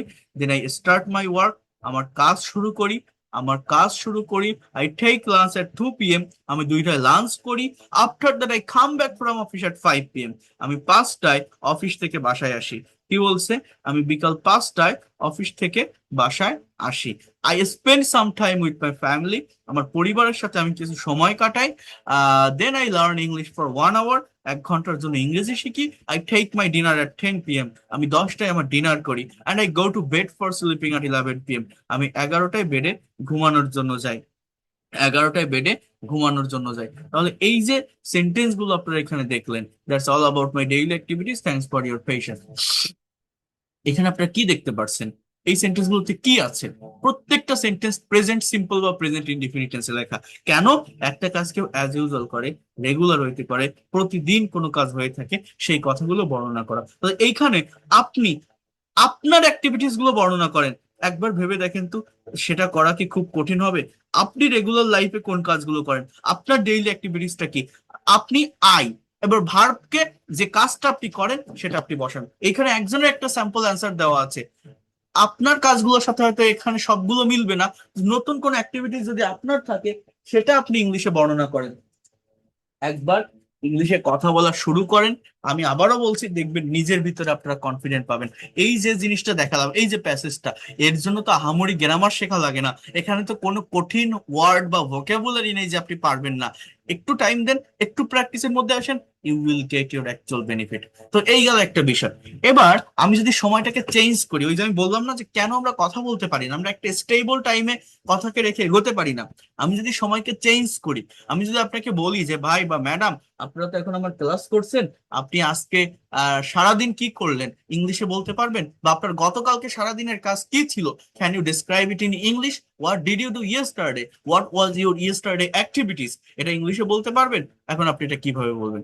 তখন আপনাকে কিন্তু ইনস্ট্যান্টলি ব্রেনকে অ্যাপ্লাই করতে হবে যে আমি তো এটা প্রেজেন্টের কথা, তাহলে আমাকে যখন অতীতের কথা বলতে হবে, গতকাল কি করেছি, আমার বাংলাটা কেমন হবে যে স্যার আমি গতকাল এই টাইমে ঘুম থেকে উঠেছিলাম, ফজরের নামাজ পড়লাম, একটু ব্যায়াম করতে গিয়েছিলাম, তারপর আসলাম ফ্রেশ হয়ে ব্রেকফাস্ট করলাম, অফিসে গেলাম, স্কুলে গেলাম, কলেজে গেলাম, আমার এক কলিগের সাথে দেখা করেছিলাম, বিকালে একটু শপিং এ গেছিলাম, তারপর সন্ধ্যায় বাড়ি আসলাম, মাগরিবের নামাজ পড়লাম, এবং আমি গতকাল আপনার ক্লাসে জয়েন করেছিলাম। এই যে করেছিলাম, গিয়েছিলাম, থেকেছিলাম, পড়েছিলাম, লিখেছিলাম, এই কথাগুলো আপনি আপনার বাংলায় ব্রেনে আছে, বাট আপনি ইংলিশে কনভার্ট করেন, কেন পারবেন না? আপনি কিভাবে করবেন? এইটা আপনাকেই ভাবতে হবে, কেউ ভেবে দিবে না, আপনাকে ভাবতে হবে। তো সাবজেক্টের পর ভার্বের পাস্ট ফর্ম V2টা আপনাকে বসাতে হবে। এখানে যে ভার্ব গুলো দেখছেন, একবার ভাবেন তো, এই প্রত্যেকটা ভার্বের পাস্ট ফর্ম কি আপনার জানা আছে? V2 পাস্ট ফর্ম মানে ওয়াজ, ওয়ার বা ডিড না, মেইন ভার্বের পাস্ট ফর্ম, যেটা আমি বারবার বলছি, এটা মোস্ট অফ দ্য স্টুডেন্ট জানে না। এটা জানা থাকলে অতীতের যে কোনো কথা আপনি ডিসক্রাইব করতে পারবেন। ডিড বা ওয়াজ বসে যদি সেটা মেইন ভার্ব হিসেবে বসে। যেমন দেখেন, আসসালামু আলাইকুম, good afternoon you all, I am Sakib before you. এখান থেকে শুরু করে একটু বোঝার চেষ্টা করেন। I will try to say something about my yesterday activities. I got up early in the morning yesterday. গতকাল আমি খুব সকালে ঘুম থেকে উঠেছিলাম। বাংলাটা কি? আই গেট আপ, আমি উঠি, আই গট আপ, উঠেছিলাম। তাহলে দেখছেন, কথার পরিবর্তন, কালের পরিবর্তন, সময়ের পরিবর্তনের জন্য পরিবর্তনটা কোথায় হয়? ইংলিশ ল্যাঙ্গুয়েজ কিন্তু খুব কঠিন না। ফোকাসটা কোথায় করতে হবে? সাবজেক্টে? অবজেক্টে? না, ভার্বের ফর্মে। Then I brushed my teeth, আমার দাঁত ব্রাশ করেছিলাম। I washed my face and took ablution for Fajr prayer, আমি মুখ ধুয়েছিলাম এবং ফজরের নামাজের জন্য উযু করেছিলাম। After that I did some exercise, তারপর কিছু ব্যায়াম করেছিলাম। I refreshed myself and took my breakfast, then I refresh, আমি ফ্রেশ হয়েছিলাম এবং আমার ব্রেকফাস্ট করেছিলাম। I got ready to go to office, আর কল ইজ এট 9:30 AM, আমি 9:30টার দিকে অফিসে যাওয়ার জন্য রেডি হয়েছিলাম। Then I started my work, আমার কাজ শুরু করেছিলাম। I took lunch at 2 PM, আমি 2টায় লাঞ্চ করেছিলাম। Then I came back from office at 5 PM, আমি 5টায় অফিস থেকে বাসায় এসেছিলাম। I spend some time with my family, আমার পরিবারের সাথে কিছু সময় কাটিয়েছিলাম। Then I learn English for 1 hour, আমি 1 ঘন্টার জন্য ইংরেজি শিখেছিলাম। I took my dinner at 10 PM, আমি 10টায় আমার ডিনার করেছিলাম। Then I went to bed for sleeping at 11 PM, আমি 11টায় বেডে ঘুমানোর জন্য গিয়েছিলাম। That was my yesterday activities, thanks for your patience. তাহলে গো এর পাস্ট ফর্ম ওয়েন্ট, গেট এর পাস্ট ফর্ম গট, হ্যাঁ, টেক এর পাস্ট ফর্ম টুক, কাম এর পাস্ট ফর্ম কেইম, লার্ন এর পাস্ট ফর্ম লার্নড বা লার্নড, হ্যাঁ, স্পেন্ড এর পাস্ট ফর্ম স্পেন্ড, অনেকে বলে ফেলে স্পেন্ডেড, মানে ভাবে কি বেশিরভাগ ভার্বের পাস্ট ফর্মে ইডি থাকে, বাট না, স্পেন্ড। সেন্ড এর পাস্ট ফর্ম কি? সেন্ট, এরকম। সো এই ভার্বের পাস্ট ফর্ম গুলো যদি জানা থাকে, আপনি আপনার অতীতের যে কোনো কাজ ইনস্ট্যান্টলি ডেসক্রাইব করতে পারবেন, বর্ণনা করতে পারবেন। এইভাবে টাইমের পরিবর্তন করে কথা বলা শিখতে হবে, তাহলে আপনি ইংলিশে প্রফেশনাল হতে পারবেন। বিশ্বাস করেন, এক্সপার্ট হতে পারবেন। আমরা পারি না, আমরা প্র্যাকটিক্যালি প্র্যাকটিস করি না। আমরা টেন্স শিখি, স্ট্রাকচার শিখি, রুলস শিখি, সেটাকে শিখে ওইভাবে রেখে দেই, প্র্যাকটিক্যালি কখনোই অ্যাপ্লাই করার চেষ্টা করি না। That you have to do. আমি যদি এবার আবার চেঞ্জ করি, আমি যদি বলি যে ভাই বা ম্যাডাম, আপনারা তো এখন আমার ক্লাস করছেন, আপনি আগামীকাল সারাদিন কি করবেন, আপনার আগামীকালকের কাজ কি হবে? অনেকের ব্রেইনে থাকে না সেট করা যে টুমোরো অ্যাক্টিভিটিসটা আপনার কি হতে পারে। আপনি বললেন যে আমি আগামীকাল ঘুম থেকে উঠবো খুব সকালে, ওঠার পর আমি ফজরের নামাজ পড়বো, একটু এক্সারসাইজ করব, তারপর ব্রেকফাস্ট করব, আমি অফিসে যাব, একজনের সাথে দেখা করব, বিকালে বাসায় আসবো, মাগরিবের নামাজ পড়বো, তারপর ভালো লাগলে আবার আপনার ক্লাসে জয়েন করব। এই যে কথাগুলো কিভাবে আপনি ইংলিশে ডেসক্রাইব করবেন, আমি যাব, খাবো, পড়বো, লিখবো, চলবো, দিব, নিব, খেলবো, এগুলো কিভাবে আপনি ইংলিশে বলবেন? দেখেন, জাস্ট সাবজেক্টের জায়গায় অবজেক্ট, অবজেক্টের জায়গায় মানে কি, আপনি যদি ভার্বটাকে ইউজ করতে পারেন, আপনার অ্যাক্টিভিটিস গুলোকে আপনি ইউজ করতে পারেন, আপনার এক্সটেনশনটা অটোমেটিক্যালি চলে আসে সিচুয়েশন অনুযায়ী। দেখেন কি বলছে, এখানে হচ্ছে প্রেজেন্ট ফর্ম বা বেস ফর্মের ভার্বের আগে একটা উইল বসবে, জাস্ট, আর কিছুই না। ফিউচারে কথা বলতে গেলে এটাই enough. I will gate up early in the morning tomorrow, আমি আগামীকাল খুব সকালে ঘুম থেকে উঠবো। দেন আইল ব্রাশ মাই টিথ, আমার দাঁত ব্রাশ করবো। I'll take I will wash my face and take ablution for Fajr prayer, আমি মুখ ধুবো এবং ফজরের নামাজের জন্য উজু করব। After that I will do some exercise, আমি কিছু ব্যায়াম করব। Then I will refresh myself and take my breakfast, তারপর আমি ফ্রেশ হব এবং আমার ব্রেকফাস্ট করব। I will get ready to go to office, আর কল ইজ এট 9:30 AM, আমি 9:30টার দিকে অফিসে যাওয়ার জন্য রেডি হব। I will start my work, আমার কাজ শুরু করব। Then I will take lunch at 2 p.m. আমি 2টায় আমার লাঞ্চ করব। After that I will come back from office at 5 p.m. আমি 5টায় অফিস থেকে বাসায় আসবো। I will spend some time with my family, আমার পরিবারের সাথে আমি কিছু সময় কাটাবো। Then I will learn English for 1 hour, 1 ঘন্টার জন্য ইংরেজি শিখবো। I will take my dinner at 11 p.m. Sorry 10 p.m. আমি 10টায় ডিনার করব। Then I will go to bed for sleeping at 11 p.m. আমি 11টায় বেডে যাবো ঘুমানোর জন্য। So that will be my tomorrow activities.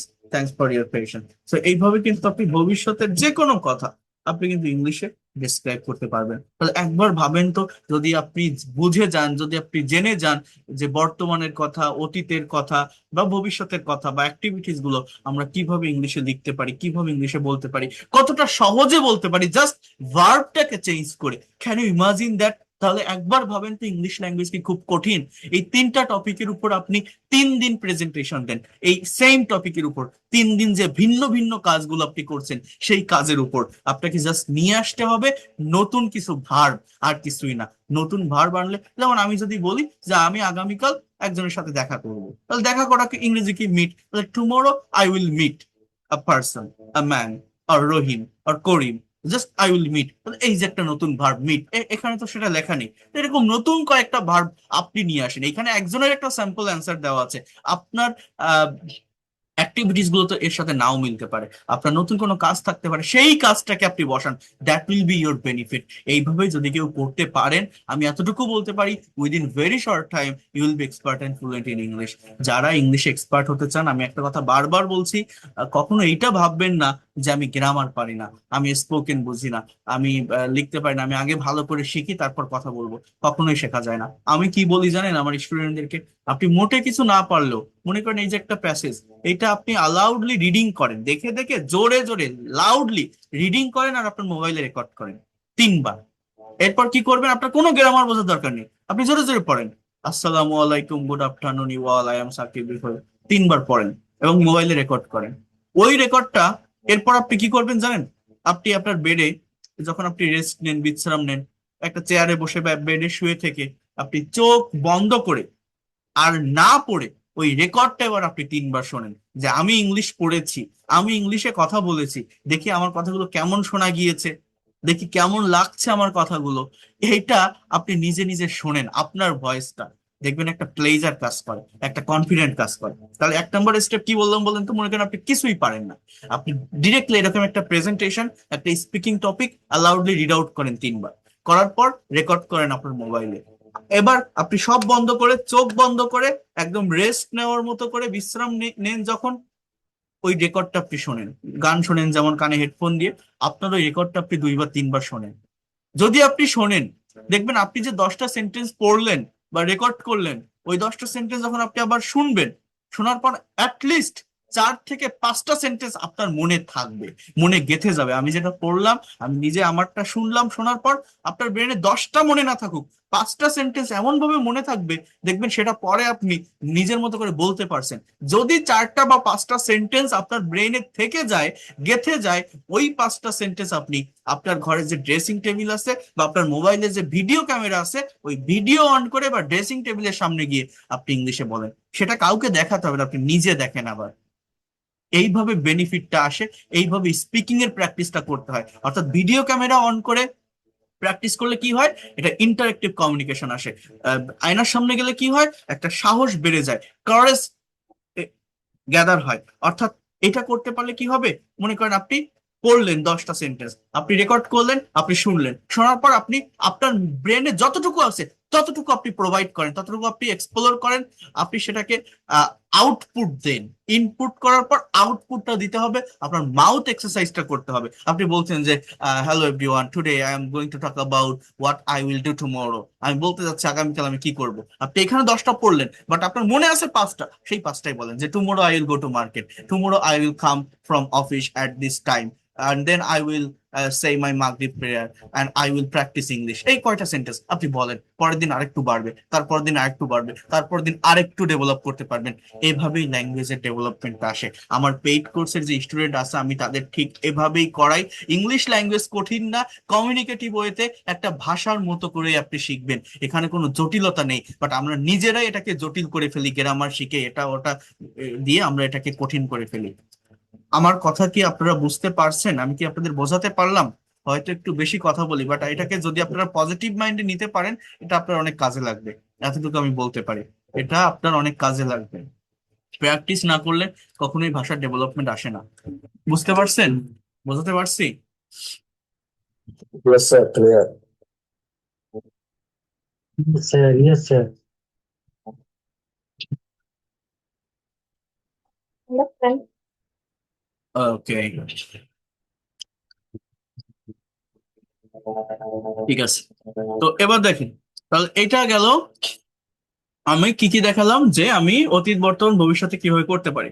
এবার আমি যদি আরেকটা টপিক আপনাকে বলি, মনে করেন আমি যে কোনো একটা টপিকের উপর আপনাকে ইংলিশে কথা বলতে বলবো, আপনি পারবেন?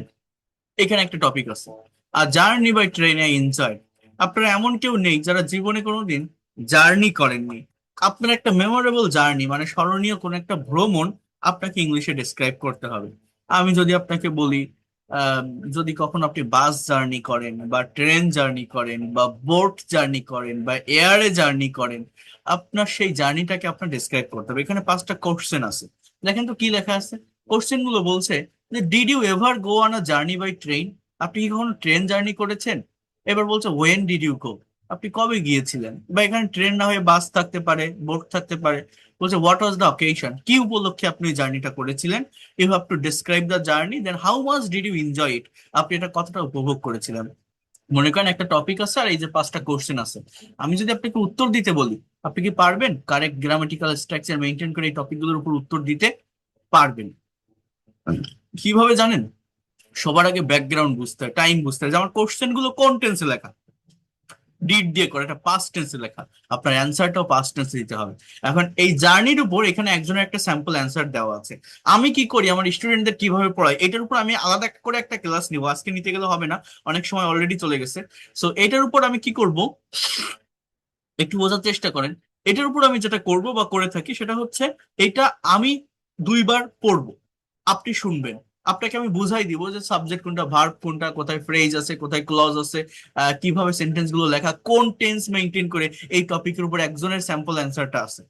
বোঝানোর পর আপনি আপনার এক্সপিরিয়েন্সটা সেম ওয়েতে শেয়ার করবেন আমার সামনে। সেখানে ভুল হলে আমি ধরাই দিব। আপনি কেন পারবেন না? আমি যদি আপনাকে বলি যে আপনি একটা ভ্রমণ করেছেন, সেটা আপনি ডেসক্রাইব করেন, সম্ভব না? সম্ভব। সাবজেক্ট আর ভার্ব লাগে, বাকি অংশ অটোমেটিক্যালি চলে আসে। হ্যাঁ, কঠিন কোনো কিছু না। তো এটা আমি পরে একটা ক্লাসে ইন ডিটেলসে বলবো। আজকে দেখাতে গেলে অনেক সময় চলে যাবে। আমি পরে একটা ক্লাসে ইন ডিটেলসে এটা নিয়ে আলোচনা করব। আমি এখন একটু আপনাদের যেটা সব থেকে গুরুত্বপূর্ণ, সেটা হচ্ছে ভার্বের ফর্মের যে ব্যবহারটা, অর্থাৎ ভার্বের ফর্মকে প্র্যাকটিক্যালি কিভাবে ডেভেলপ করা যায়। বারবার আমি ভার্বের উপর ফোকাস করছি, তো এইটা নিয়ে আমি একটু কথা বলবো। এইখানে একটু আমার কথাগুলো শুনবেন। আচ্ছা, আমি তার আগে কন্টিনিউয়াস এবং পারফেক্ট টেন্সের ব্যবহারটা একটু শেষ করি, যেহেতু সিম্পল টেন্সটা প্র্যাকটিক্যাল ওয়েতে দেখালাম। কন্টিনিউয়াস এবং পারফেক্ট টেন্সটা একটু দেখাই, এবং কিভাবে নেগেটিভ, ইন্টারোগেটিভ এবং ডাবল ইউএস ওয়ার্ড অ্যাড করতে হয় এর সুন্দর একটা কৌশল আছে। আপনারা এইটা আগে একটু দেখেন, দেন আমি লাস্টে ভার্বটা নিয়ে কথা বলছি। আর একটু সময় আপনারা আমাকে দিবেন, ঠিক আছে? তাহলে আমি এটা ভালোভাবে কমপ্লিট করতে পারবো। আর আরেকটা কথা, যারা পেইড কোর্সে ভর্তি হতে চান, নতুন ব্যাচে ভর্তি চলছে। আজকে আপনারা অনেক স্টুডেন্ট ভর্তি হয়েছেন, সন্ধ্যার দিকে ভর্তি হয়েছেন, বিকালেও দেখলাম ভর্তি হয়েছেন। আমার এই নাম্বারে যোগাযোগ করবেন। নতুন পেইড ব্যাচ শুরু হবে কিন্তু 13 তারিখ, আগামী শনিবার থেকে। যারা এখনো পর্যন্ত করতে চান, একদম নতুন ব্যাচে ভর্তি হতে চান, এই 2টা নাম্বার। এটা কোর্স ফি 2000 টাকা। আর যারা পারবেন একবারে দিয়ে দিবেন, তাহলে কোনো ঝামেলা থাকবে না, আপনি ফুল অ্যাক্সেস পাবেন। এখানে আপনি যত দিন না পর্যন্ত এক্সপার্ট এবং ফ্লুয়েন্ট হবেন থাকতে পারবেন। অথবা 1000 টাকা অ্যাডভান্স করেও ক্লাস শুরু করতে পারবেন, বাকি 1000 টাকা পরবর্তী মাসে দিলেও হবে। এই সুযোগটা আমি রাখি। 01997356957, 09386899196, এই দুইটা হচ্ছে আমার পার্সোনাল নাম্বার। যারা ক্লাস রেকর্ড, পিডিএফ ফাইল পাননি বা নিতে চান, বা অন্য আপনার রিলেটিভ, আত্মীয় স্বজনদের যদি আপনি ফ্রি ক্লাসগুলো করার সুযোগ দিতে চান, জয়েন করাতে চান, এই নাম্বারে আমাকে নক দিন। আমি আপনাদেরকে লিংক দিয়ে দিব, আপনারা জয়েন করাতে পারবেন। আর যারা ভর্তি হতে চান, এই নাম্বারে সেন্ড মানি করে, এটাতেই হোয়াটসঅ্যাপ আছে, লাস্ট ডিজিট বা স্ক্রিনশট দিলে আমি পেইড কোর্সে প্রাইভেট ব্যাচে আপনাদেরকে অ্যাড করে নিব। আর যারা ইন্ডিয়া থেকে আসেন গুগল পে বা ফোন পে করে ক্লাস করতে পারবেন। পেইড কোর্সে টোটাল ক্লাস থাকবে 70টা। যে কোনো বয়সের যে কেউ করতে পারবেন, আপনি স্টুডেন্ট হন, house wife, teacher, officer, job holder, freelancer, যে কেউ করতে পারবেন। প্রত্যেকটা মেইন ব্যাচে 30 জন করে স্টুডেন্ট থাকবে। আমাদের টার্গেট, এটা এটা 3 মাসের কোর্স। রেগুলার ক্লাস করলে 3 মাসের ভিতরে আপনি কমপ্লিট করতে পারবেন। গ্রামার, স্পোকেন, রাইটিং ধারাবাহিকভাবে প্রত্যেকটা ক্লাস আপনি করতে পারবেন। প্রত্যেকটা ক্লাস শেষে রেকর্ড ক্লাস, পিডিএফ ফাইল আমি আপনাকে প্রোভাইড করব। এখানে কোনো ব্যত্যয় ঘটবে না। আবারও বলছি, একদম প্র্যাকটিক্যাল ওয়েতে আপনি ল্যাঙ্গুয়েজটা শিখতে পারবেন। আর আমি কিভাবে শেখাই, কতটা বোঝাই, এটা তো আপনারা দেখছেন, দেখে শুনে আপনারা ভর্তি হবেন। কারণ গতকাল আপনারা অনেকেই ভর্তি হয়েছেন, প্রায় গতকাল ভর্তি হয়েছেন 37 জনের মতো হয়তো। তো আমার 2টা ব্যাচ থাকবে আলাদা। সো একটা মানুষের প্রতি কতটা বিশ্বাস থাকলে, কতটা ভরসা থাকলে, না গতকাল 19 জন ভর্তি হয়েছে, আজকে ভর্তি হয়েছিল 37 জন, আমার সন্ধ্যার দিকে যতগুলো আমি পেয়েছিলাম আর কি। সো একটা মানুষের প্রতি কতটা বিশ্বাস বা ভরসা থাকলে জাস্ট 2 দিন দেখে এইভাবে ভর্তি হতে পারে। আহ, আপনারা দেখেন, বোঝেন, যদি মনে করেন আমি ইংলিশে এক্সপার্ট হতে চাই, ফ্লুয়েন্ট হতে চাই, এই ল্যাঙ্গুয়েজটাকে নিজের একটা অ্যাসেট বা সম্পদ হিসেবে নিতে চাই, নেক্সট জেনারেশনকে আমি শেখাতে চাই, আমি একটা মেন্টরের অধীনে থেকে গোছানো পদ্ধতিতে ধারাবাহিকভাবে সিকোয়েন্স মেনটেন করে শিখতে চাই, প্রফেশনালি ল্যাঙ্গুয়েজটা শিখতে চাই, তারা পেইড কোর্সে আসতে পারেন। এখানে বেনিফিট হচ্ছে 2 way communication, one to one session, personal ডেভেলপমেন্টের মাধ্যমে আমি আপনাকে সবকিছু দেখাবো, করাবো, হাতে কলমে ধরে শেখাবো, এবং আপনি শিখতে পারবেন, প্র্যাকটিক্যাল ওয়েতে শিখতে পারবেন। আপনার যদি পড়ালেখা থেকে অনেক দূরেও থাকেন, স্টাডি গ্যাপও থাকে, তাতেও কোনো সমস্যা নেই। প্র্যাকটিক্যালি আপনি ল্যাঙ্গুয়েজ শিখে স্ব সেক্টরে অ্যাপ্লাই করতে পারবেন। স্টুডেন্ট, জব হোল্ডার, বিজনেসম্যান যারাই আছেন না কেন, হাউস ওয়াইফ, প্রত্যেকেই করতে পারবেন, কোনো সমস্যা নাই। সেভাবেই আমি এই কোর্সটাকে ডিজাইন করেছি। টোটাল 70টা ক্লাস। যদি মনে হয় এই লোকটা পড়াতে পারে, বোঝাতে পারে, টেকনিক ভালো, শিখতে পারতেছি, যদি বিশ্বাস থেকে, ভরসা থেকে আসবেন, ব্যর্থ হবেন না। 83টা ব্যাচ আমি সফলতার সাথে পরিচালনা করে আসছি। এটা আমার 84তম ব্যাচ হবে। আমি একটা পার্মানেন্ট জবের ভিতরে আছি, আমার কিন্তু অফলাইনে কোনো প্রতিষ্ঠান বা ব্যাচ নেই। এই অনলাইনে ক্লাসগুলো নিয়ে থাকি। আলহামদুলিল্লাহ আমি যেখানে আছি অনেক ভালো জায়গায় আছি। আর এই ক্লাসগুলো নিয়ে থাকি কেন, আমি জানি, পারি, বুঝি। আমি একটা পাবলিক ইউনিভার্সিটি থেকে ইংলিশ ল্যাঙ্গুয়েজে গ্রাজুয়েশন কমপ্লিট করছি, আইএলটিএস দিয়ে সিসিএলটা দিয়েছি, আমার এটা জানা আছে। এজন্য আমি এটা করাই। এটা আপনারা দেখেন, আরো 5 জায়গা থেকে ক্লাস করে আসেন, অনেকে আছেন বিভিন্ন জায়গায় অলরেডি পেইড কোর্স করেন। আপনি বড় বড় টিচার আছে বাংলাদেশে, লক্ষ লক্ষ ফলোয়ার, সাবস্ক্রাইবার, বিভিন্ন কন্টেন্ট করে, অ্যাডভার্টাইজ করে, এগুলো করে। আপনি সেখানে ক্লাস করে আসেন, দেখে আসেন। আর আমার এই ফ্রি ক্লাসগুলো কম্পেয়ার করে যান। যদি সত্যিকার অর্থে শেখার ইচ্ছা থাকে, আমি কিভাবে অরিজিন থেকে ল্যাঙ্গুয়েজটা ধরে ধরে ইন ডিটেলসে বোঝাই। আমার তো হাজার হাজার দরকার নেই, আমার 10 জন থাকুক, সেই 10 জন যখন এক্সপার্ট এবং ফ্লুয়েন্ট হয়ে বের হয়, তারা নিজেরা যেন আরো 20 জনকে শেখাতে পারে। আমি তো বলছি, আমার কাছে কোর্স করে মাদারীপুর একজন কোচিং সেন্টার দিয়েছে, মইনুল নাম। ইসে আছে, সিলেটে আছে, চিটাগাং এ আছে, আমার স্টুডেন্ট তারা। তো কেন আপনি পারবেন না? ওই যে আমি বলছিলাম আপনাদের মাদারীপুর, যে আপনারা যদি কেউ মাদারীপুর শহরে থাকেন, যাবেন, মইনুল নাম, ইংলিশের কোচিং সেন্টার আছে। বলছে যে স্যার, আমার ফার্স্ট ব্যাচে 7 জন স্টুডেন্ট ছিল, আপনার কাছে ক্লাস করে, আপনার এই মেথড ফলো করে আমি পড়াই। আমার এই বই, সে অনেকগুলো বই অর্ডার করছে বারবার, একবার 49টা, একবার 40টা, এরকম বই নিয়েছে। বলছে যে আমার সেকেন্ড ব্যাচেই আমার প্রায় 63 জন স্টুডেন্ট হয়েছিল। মাদারীপুরের এখানে কোর্টের বেশিরভাগ অ্যাডভোকেট সব আমার এই স্পোকেন ইংলিশ কোর্সে ভর্তি হয়েছে আপনার এই মেথড ফলো করার পর থেকে। সো কেন আপনি পারবেন না? আমি যাদেরকে শেখাই, আপনি যাতে প্রফেশনাল হতে পারেন, ল্যাঙ্গুয়েজটাকে ধরে রাখতে পারেন, আপনার অ্যাসেট বা সম্পদ হিসাবে নিতে পারেন, নেক্সট জেনারেশনকে আপনি যাতে শেখাতে পারেন, আমি সেভাবে আপনাকে ডেভেলপ করাবো। যারা প্রবাসী স্টুডেন্ট আছেন, তারা অনেক ভালোভাবে এখান থেকে শিখতে পারবেন। তো যাই হোক, যারা শিখতে চান যোগাযোগ করবেন। আহ তাহলে আমি সিম্পল টেন্স গুলো দেখাইছিলাম, আমি একটু কন্টিনিউয়াস টেন্স গুলো নিয়ে একটু কথা বলি। দেন আমি ভার্বের ফর্ম গুলো কিভাবে প্র্যাকটিস করতে হবে সেটা দেখাচ্ছি। দেখেন, কন্টিনিউয়াস এবং পারফেক্ট টেন্সটা আমি একটু শেষ করি, তাহলে টেন্সটা একদম ক্লিয়ার হয়ে যাবে এক জায়গা থেকে। বলছে present continuous tense, try to understand here. Continuous মানে কি, সহজ কথায় যদি আমরা বুঝি বা বোঝার চেষ্টা করি, যে কন্টিনিউয়াস মানে হচ্ছে চলমান। চলমান, আমার কথাটা বুঝুন তাহলে। প্রেজেন্ট কন্টিনিউয়াস হচ্ছে বর্তমানে কোন একটা কাজ হচ্ছে বা চলছে, এরকম বোঝায়। পাস্ট কন্টিনিউয়াসটা কি তাহলে? অতীতে কোন একটা কাজ হচ্ছিল বা চলছিল, এরকম বোঝায়। আপনারা এগুলো কিন্তু জানেন, মোস্ট অফ দ্য স্টুডেন্ট যারা এখানে আছেন। ফিউচার কন্টিনিউয়াস কি? ভবিষ্যতে কোন একটা কাজ হতে থাকবে বা চলতে থাকবে। যেমন আমি এখন আপনাদের ক্লাস নিচ্ছি, I can say I am taking your class, you are doing my class, that is called present continuous. অর্থাৎ রাইট নাও ইনস্ট্যান্টলি কোন একটা কাজ হচ্ছে বা চলছে।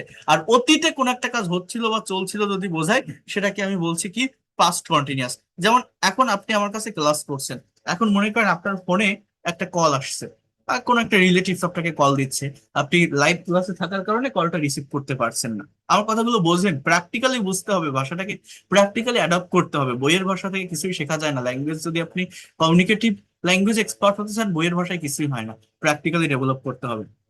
তো যে কথাটা বলছি, কেউ একজন আপনাকে কল দিচ্ছে, এখন আপনি ক্লাস করার কারণে ধরতে পারলেন না, ক্লাস শেষে তাকে আপনি কল ব্যাক করলেন, করে আপনি বললেন যে তুমি যখন কল করছিলে, কল দিচ্ছিলে, আমি একটা ক্লাসে ছিলাম। তাহলে ইংলিশটা কি? When you were calling me, when you were calling me, I was in the class. So এই হচ্ছে পাস্ট কন্টিনিউয়াস, যে তখন কাজটা কিন্তু অতীতে হয়ে যাচ্ছে। তো একটা কাজ কেউ অতীতে করছিল, অতীতে কোন একটা কাজ হচ্ছিল বা চলছিল। আর ভবিষ্যতে কোন একটা কাজ আমি ইংরেজি শিখতেছি বা আমি আপনাদের শেখাচ্ছি, আমি শেখাতে থাকবো, আমার এই শেখানো শেষ হবে না। I will be teaching English. So এই যে ভবিষ্যতে একটা কাজ কন্টিনিউয়াসলি চলতে থাকবে, এটাকে বলছে future continuous tense. Continuous tense কিন্তু কঠিন না, কন্টিনিউয়াস মানে চলমান। এখন তিনটা কন্টিনিউয়াস আছে, প্রেজেন্ট, পাস্ট, ফিউচার। বর্তমানে কোনো কাজ হচ্ছে বা চলছে, প্রেজেন্ট কন্টিনিউয়াস। অতীতে কোনো কাজ হচ্ছিল বা চলছিল, পাস্ট কন্টিনিউয়াস। ভবিষ্যতে কোনো কাজ হতে থাকবে, চলতে থাকবে, future continuous. Very simple. But দেখেন, যেটা জানেন সেটা নিয়ে কথা বলবো না, যেটা জানেন না সেগুলো একটু আপনাদেরকে জানানো আমার উচিত বা দায়িত্ব বলে আমি মনে করি। যেমন দেখেন, এইখানে কয়েকটা ভার্ব আছে, একটু দেখেন তো। Feel, hear, fear, see, smell, desire, love, like, want, wish, belong, process, understand, know, think। এই ভার্বগুলোর কথা কেন বলছি? বিসিএস, ব্যাংক জব সহ বিভিন্ন কম্পিটিটিভ এক্সামে এই ভার্বগুলো আসে। কেন আসে জানেন? এই ভার্বগুলো দিয়ে কখনো কন্টিনিউয়াস টেন্সের সেন্টেন্স তৈরি করা যায় না। আই রিপিট ইট, এই ভার্বগুলো দিয়ে কন্টিনিউয়াস টেন্সের সেন্টেন্স তৈরি করা যায় না। মনে করেন আমি একটা কথা বললাম যে আমি কাউকে ভালোবাসি, আমরা বলি না আমি তোমাকে ভালোবাসি, আই লাভ ইউ, তিন অক্ষরের একটা ম্যাজিক্যাল ওয়ার্ড। আমি যদি বলি আমি ভালোবেসেছিলাম, আই লাভ ইউ, আমি ভালোবাসবো, আই উইল লাভ ইউ। কিন্তু কেউ কি কখনো বলে দেখছেন I am loving you? Loving কথাটা কেউ বলে? এই লাভ ভার্বের সাথে কখনো আইএনজি যুক্ত করা যায় না। কেউ বলে আই লাভ, না হলে I love, I will love, I am loving কেউ বলে? এখন মনে করেন আমার ভালোবাসার মানুষকে আমি বলছি যে আমি তোমাকে খুবই অনুভব করতেছি, আমি তোমাকে ফিল করতেছি, আমরা বলি না? তাহলে আমি অনুভব করতেছি, এটা প্রেজেন্ট কন্টিনিউয়াস, এটা প্রেজেন্ট কন্টিনিউয়াস কিনা? আমি তোমাকে অনুভব করতেছি, তাহলে এটা আমি ইংলিশে কিভাবে বলছি যে আই এম ফিলিং ইউ? এটা বলা যায় না। এটা অনুভব করে, এটা একটা মনের বিকার, মনের অনুভূতি। Just you can say I feel. মানে বাংলায় কন্টিনিউয়াস টেন্সে প্রকাশ পেলেও ইংলিশে কন্টিনিউয়াস টেন্স এগুলো বলা যায় না, এই ফিল ভার্বের সাথে আইএনজি যুক্ত করা যায় না। আমি একটা পাখি দেখতেছি, আমি একটা পাখি দেখছি বা দেখতেছি, এটা প্রেজেন্ট কন্টিনিউয়াস। ইংলিশে কি বলবেন? I am Singh a bird. But এটা বলা যায় না, কেন যায় না? মনে করেন একটা গাছের ডালে পাখি বসে আছে, আপনি একটা রাস্তায় দাঁড়ানো, রাস্তায় দাঁড়িয়ে থেকে গাছের ডালে একটা পাখিকে আপনি দেখছেন, এই দুইটা জায়গার ভিতরে কোনো কাজ কি ঘটতেছে দেখেন তো? অ্যাকশন দিচ্ছে আপনি আপনার জায়গায়, পাখি গাছের ডালে, আপনি কি আপনার চোখ নিয়ে দৌড়াচ্ছেন? কোনো কাজ কি এখানে করছেন? তো যদি কোনো কাজ না হয়, কোনো পারফর্ম না হয়, কোনো অ্যাক্টিভিটিস না ঘটে, তাহলে সেটাকে কন্টিনিউয়াস টেন্সে লেখা যায় না।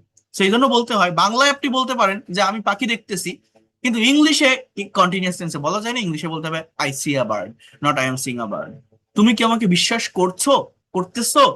বিলিভিং হয় না, ডু ইউ বিলিভ মি? আমি বিষয়টা বুঝতেছি, আই এম আন্ডারস্ট্যান্ডিং হয় না, I understand about this matter. So এইখানে যে ভার্বগুলো দেখছেন, আমি ভয় পাচ্ছি, হ্যাঁ, বা আমি তোমাকে শুনতেছি, I hear you, not I am hearing you. So continuous tense কোনগুলো হয়? যেগুলো কাজ দেখা যায়। আমি ভাত খাচ্ছি, হাত দিয়ে তুলতেছি, গাল দিয়ে খাচ্ছি, সে চিঠি লিখতেছে, কাজ করতেছে।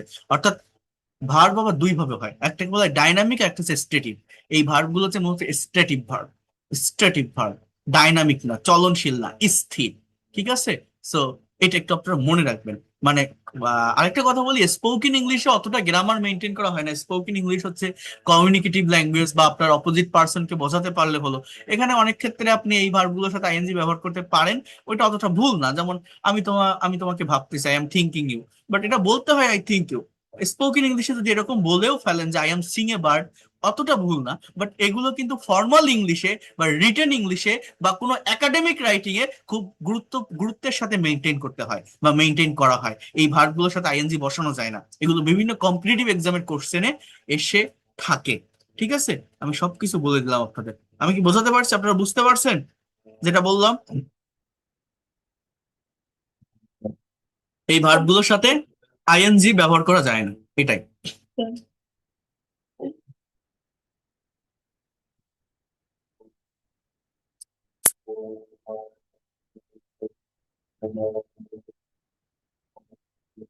ওকে, সো কন্টিনিউয়াস টেন্সটাও যদি আমরা একটু এইভাবে টেবলের মাধ্যমে প্র্যাকটিসটা দেখাই, তাহলে খুব দ্রুত হয়ে যাবে।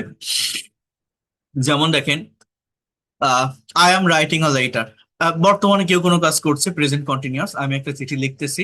অতীতে করছিল, past continuous, I was writing a letter, I will be writing a letter. আমি একটা চিঠি লিখছি, আমি লিখতেছিলাম, আমি লিখতে থাকবো। এরপর দেখেন, উই আর প্লেইং ক্রিকেট, আমরা ক্রিকেট খেলতেছি। উই ওয়ার প্লেইং ক্রিকেট, আমরা খেলতেছিলাম। We will be playing cricket, আমরা ক্রিকেট খেলতে থাকবো। এগুলো সবই আমার লেখা যে বইটা আছে, এই বইটাতে অনেক সুন্দরভাবে সাজানো আছে, অনেক সুন্দরভাবে ধারাবাহিকভাবে এই বইটাতে সাজানো আছে ইন ডিটেলস। আমি যা লেকচার দিচ্ছি, যা পড়াচ্ছি, সবকিছুর জিস্ট আমার ওই বইটাতে আছে। তো you R driving a car, তুমি একটা গাড়ি চালাচ্ছ। You were driving a car, তুমি একটা গাড়ি চালাচ্ছিলে। You will be driving a car, তুমি একটি গাড়ি চালাতে থাকবে। He is singing a song, সে একটা গান গাচ্ছে। হি ওয়াজ সিঙ্গিং আ সং, সে একটা গান গাইতেছিল। He will be singing a song, সে একটা গান গাইতে থাকবে। She is joining the party. So এইভাবে আর কি কন্টিনিউয়াস টেন্স গুলো হয়। এখানে আছে, আপনারা একটু দেখে নিবেন, আমি তো পিডিএফ পাঠিয়ে দিব। এই হচ্ছে কন্টিনিউয়াস টেন্সের ফাংশন। আমি একটু দেখাবো কিভাবে নেগেটিভ বা ইন্টারোগেটিভ করতে হয়। তার আগে আপনারা একটু পারফেক্ট টেন্সটা বোঝেন। দেখেন, পারফেক্ট টেন্স তিনটা আছে আমাদের: প্রেজেন্ট পারফেক্ট, পাস্ট পারফেক্ট এবং ফিউচার পারফেক্ট। কথাটা বোঝেন কিন্তু।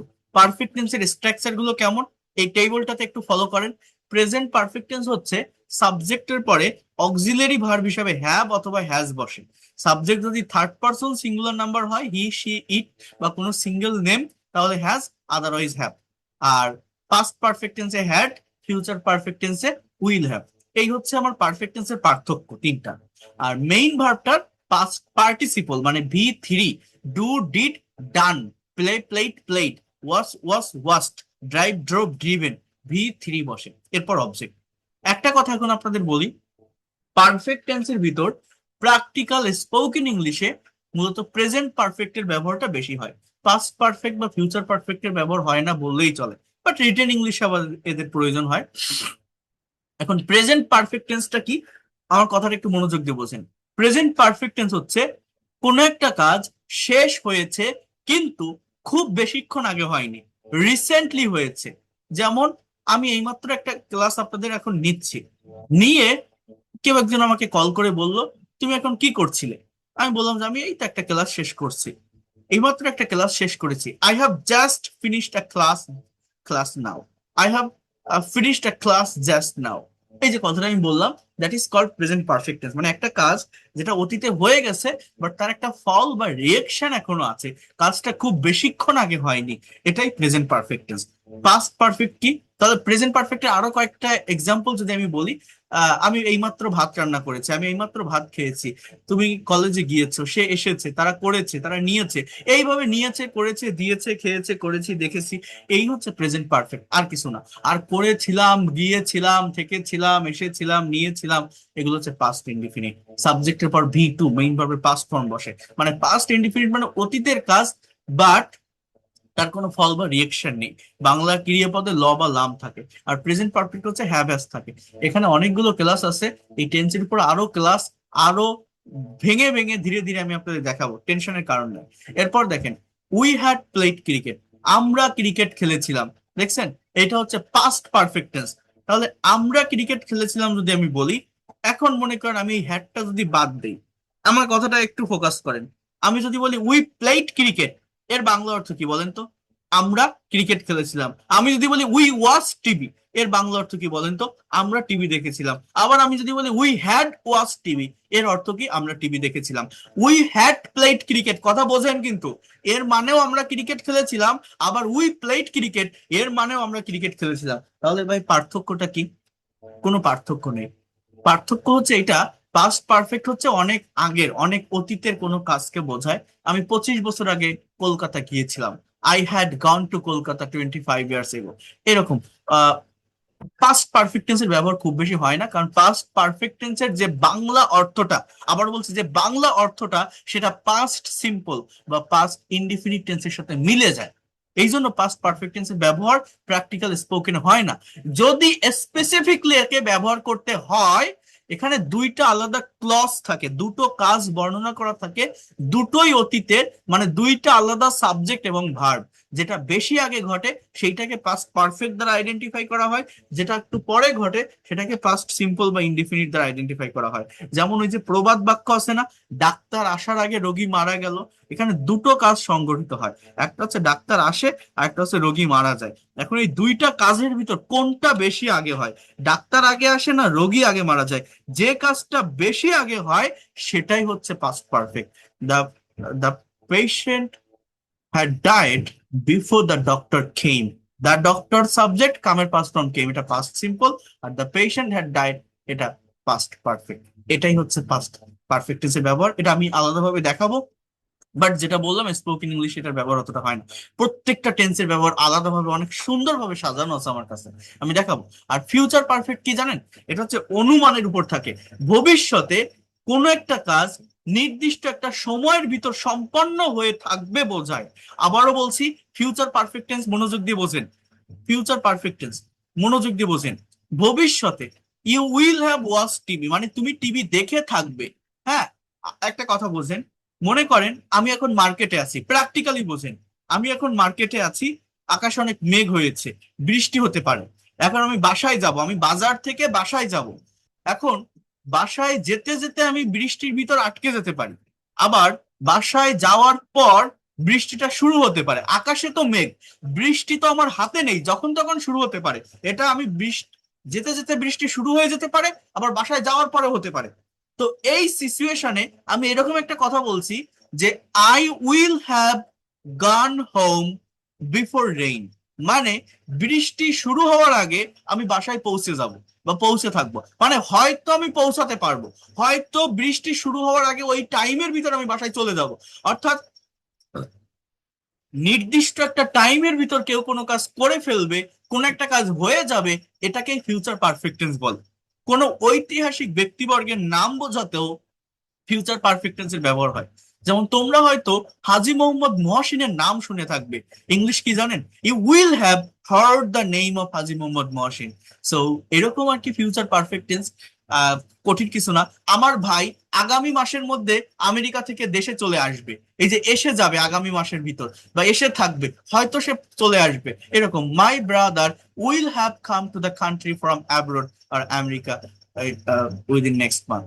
সো এই হচ্ছে ফিউচার পারফেক্ট টেন্স। তো আমি একটু যদি আলাদাভাবে সবগুলো টেন্স দেখাই, আপনারা আরেকটু সময় দেন, যদিও 11টা 39 বেজে গেছে। আমি ভার্বের ফর্মগুলো একটু দেখাতে চাই আপনাদেরকে। এখানে যারা আছেন, এতক্ষণ যখন আসেন সময় আমাকে দিচ্ছেন, আর একটু সময় দিন, ধৈর্য ধরেন, এটা এটা খুবই ইফেক্টিভ হবে। আমি আমি তার আগে টেন্সটাকে একটু শেষ করি। দেখেন, এবার আমি একটু টেন্সটাকে একসাথে করে দেখাই, তাহলে আপনাদের বুঝতে সুবিধা হবে। দেন ভার্বের ফর্মটা দেখাই, আমি ছেড়ে দিচ্ছি আপনাদের, ঠিক আছে? এইভাবে ডিটেলসে কেউ বলবে না, এই যে ফ্রিতে নিচ্ছি, এত লং টাইম ধরে ক্লাসগুলো নিচ্ছি, এর জন্য তো আর আপনি কোনো টাকা দিচ্ছেন না, আমাকে দিচ্ছেন। আপনি একটা পেইড কোর্সে যান। এই আজকে আমি যতটুকু লেকচার দিলাম, আমার এই একটা লেকচার, ওই সাধারণত যে ধরনের ক্লাসগুলো করায় টিচার, আমি তো দেখছি যারা প্রফেশনালি ক্লাস করায়, ওই ছোট ছোট ছোট ছোট টপিক সারাদিন লাগাই দেয়। হ্যাঁ, 1 ঘন্টা 2 ঘন্টা ধরে একটা স্ট্রাকচার দেখায় দেয়, বাট ওইভাবে অ্যাকচুয়াল ডেভেলপমেন্টটা আসে না। আর এটা প্লাস এটা প্লাস এটা এরকম হয়, আমি একটা সেন্টেন্স করে দিলাম, আপনি এবার করেন, আপনি এই যে হাজারো সেন্টেন্স করতে পারবেন, ওইভাবে ভাষার ডেভেলপমেন্ট হয় না। ভাষা শিখতে গেলে প্র্যাকটিক্যাল ওয়েতে শিখতে হয়। আমার মনে যা আসবে আমি সেটা ইংলিশ এক্সপ্রেস করব, সেই ধরনের ক্যাপাবিলিটি অ্যাবিলিটি অর্জন করতে হবে আপনাকে। দেখেন, আমি যদি একটা সেন্টেন্স বলি, হি ড্রাইভস আ কার, সে একটা গাড়ি চালায়, আপনারা যদি আমাকে পজিটিভ মাইন্ডে নিতে পারেন, আমি এতটুকু বলবো, আমি যা শিখাই যাচ্ছে আপনাদের, আপনার মনে থাকবে আমার কথা, যদি কোনোদিন আপনি ইংলিশ প্রফেশনালি শিখতে চান, যার কাছে যান না কেন। তো হি ড্রাইভস এ কার, সে একটা গাড়ি চালায়। হি ড্রোভ এ কার, অর্থ কি, সে একটা গাড়ি চালিয়েছিল। He will drive, will sorry drive a car. যদি সামর্থ্য থাকে, যদি সম্ভব হয়, এই পেইড কোর্সটাতে আসবেন, করে দেখবেন, আপনার লাইফ চেঞ্জিং কোনো কিছু হবে, এতটুকু আমি বলতে পারি। এই শেখানোকে, এই বিদ্যাকে টাকা দিয়ে পরিমাপ করা যায় না। যায়? আপনি বাজারে গেলে বর্তমান সময় 1,000 টাকা কি হয়, 2,000 টাকা কি হয় বলেন? আপনি বাজারে গেলে একদিনে খরচ হয়ে যায়। একটা খাবার কিনলে হজম হয়ে যায়, একটা পোশাক কিনলে ছিঁড়ে যায়। একটা ভাষা আপনি শিখছেন, একটা বিদ্যা, আপনার এটা একটা লার্নিং, এটা আপনার একটা সম্পদ, একটা অ্যাসেট, যেটা সারা জীবন আপনার সাথে থাকবে। সারা জীবন, হোল লাইফ, আপনার নেক্সট জেনারেশনকে আপনি শেখাতে পারবেন। তো এটাকে টাকা পয়সার সাথে পরিমাপ করা যায়? আমি একটা পার্মানেন্ট জায়গায় আছে, একটা প্রজেক্ট, একটা গভর্নমেন্ট ইসের ভিতর আছি, আহ আমি সেখান থেকে করতে পারি। আপনাদের কাছ থেকে 1,000 টাকা, 2,000 টাকা আমি কোর্স ফি নিয়ে পেইড কোর্স যেটা করাই, এটাই আমার কিছুই না। এটা কেন পেইড কোর্সের বেনিফিট কি?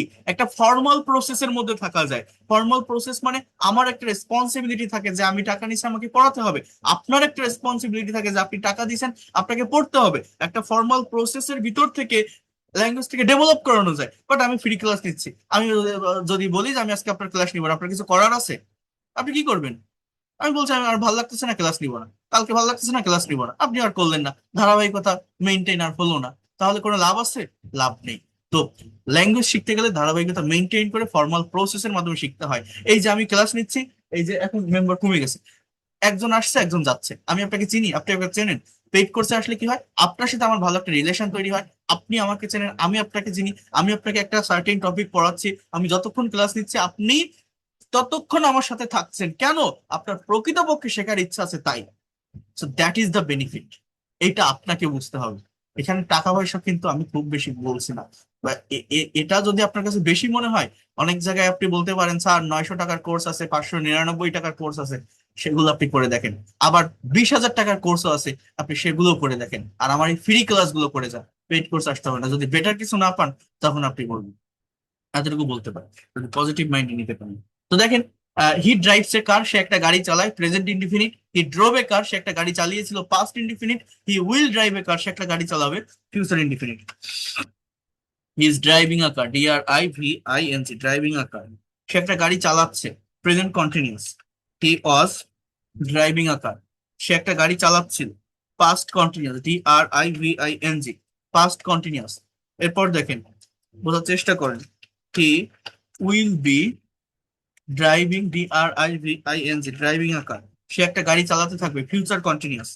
হি হ্যাজ ড্রিভেন এ কার, সে একটা গাড়ি চালিয়েছে, present perfect. He had driven a car, সে একটা গাড়ি চালিয়েছিল, পাস্ট পারফেক্ট।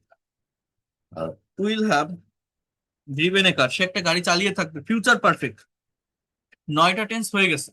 আর 3টা টেন্স আছে পারফেক্ট কন্টিনিউয়াস। আমি যদি একটু বলি, he has been driving a car since morning, সে সকাল থেকে গাড়ি চালাচ্ছে। পারফেক্ট কন্টিনিউয়াস হচ্ছে একটা কাজ কন্টিনিউয়াসলি চলতেছে, বাট সেটা একটা লং টাইম ধরে, period of time, point of time এখানে থাকে। প্রেজেন্ট পারফেক্ট কন্টিনিউয়াস হচ্ছে অতীত থেকে শুরু করে এখনো পর্যন্ত কোনো কাজ হচ্ছে বা চলছে। পাস্ট পারফেক্ট কন্টিনিউয়াস অতীতে অনেক দিন ধরে কোনো কাজ চলছিল। ফিউচার পারফেক্ট কন্টিনিউয়াস চলতে থাকবে। এখানে হ্যাজের জায়গায় হ্যাড বসালে পাস্ট পারফেক্ট হতো, উইল হ্যাভ বসালে ফিউচার পারফেক্ট হতো, এই ছাড়া আর কিছু না। তো যাই হোক, আমি এখানে 10টা টেন্স লিখছি। দেখেন প্রত্যেকটা জায়গায় সাবজেক্ট হি, অবজেক্ট এ কার। আমার কথার পরিবর্তন, কালের পরিবর্তন, সময়ের পরিবর্তনটা কোথায় হচ্ছে বলেন তো? ভার্বের ফর্মে। এখন একটু বোঝেন, এই যে সেন্টেন্স গুলো আমি লিখলাম, আমার কিন্তু শুধু এভাবে লিখলে হবে না। একটা সেন্টেন্স বা বাক্যকে negative, interrogative, negative interrogative, double US word plus interrogative করতে হবে, অর্থাৎ ট্রান্সফর্ম করা শিখতে হবে। সেটা আপনি কিভাবে করবেন মনে রাখবেন। এখানে যারা আছেন বোঝার চেষ্টা করেন। যে কোনো সেন্টেন্স বা বাক্যকে, আমার কথাটা খুবই ভালোভাবে বোঝেন, যে কোনো সেন্টেন্স বা বাক্যকে নেগেটিভ করার নিয়ম হচ্ছে, সেই সেন্টেন্স বা বাক্যের ভিতর যে হেল্পিং বা অক্সিলারি ভার্ব থাকে, তার সাথে নট বসালে একটা বাক্য নেগেটিভ হয়, আর অক্সিলারি ভার্ব সাবজেক্টের আগে আনলে ইন্ট্রোগেটিভ হয়। এইখানে যে 10টা সেন্টেন্স আপনারা দেখছেন, বা টেন্সের যে 12টা স্ট্রাকচার আছে, মনে রাখবেন এই টেন্সের 12টা সেন্টেন্স বা 12টা স্ট্রাকচারের ভিতর 10টাতেই, আমার কথাটা মনে রাখবেন, টেন্স এর 12টা স্ট্রাকচার আছে, 12টা স্ট্রাকচারের ভিতর 10টাতেই অ্যাফার্মেটিভ সেন্টেন্সে মানে মেইন যে সেন্টেন্সটা সেখানে হেল্পিং ভার্ব থাকে, অক্সিলারি ভার্ব থাকে, তারপরে মেইন ভার্ব থাকে।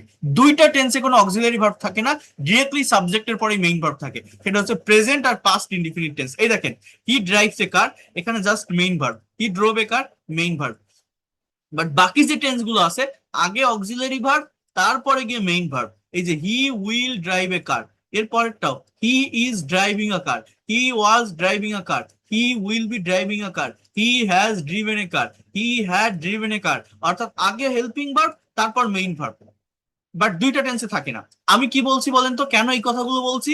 যে কোনো বাক্যকে নেগেটিভ করার নিয়ম হচ্ছে বাক্যের ভিতরে যে অক্সিলারি ভার্বটা থাকে তার সাথে নট বসালে নেগেটিভ হয়, সেটা সাবজেক্টের আগে ইন্ট্রোগেটিভ হয়। যেমন এই যেটা আছে আগে সেইটা করি, হি উইল ড্রাইভ এ কার মানে কি, সে একটা গাড়ি চালাবে।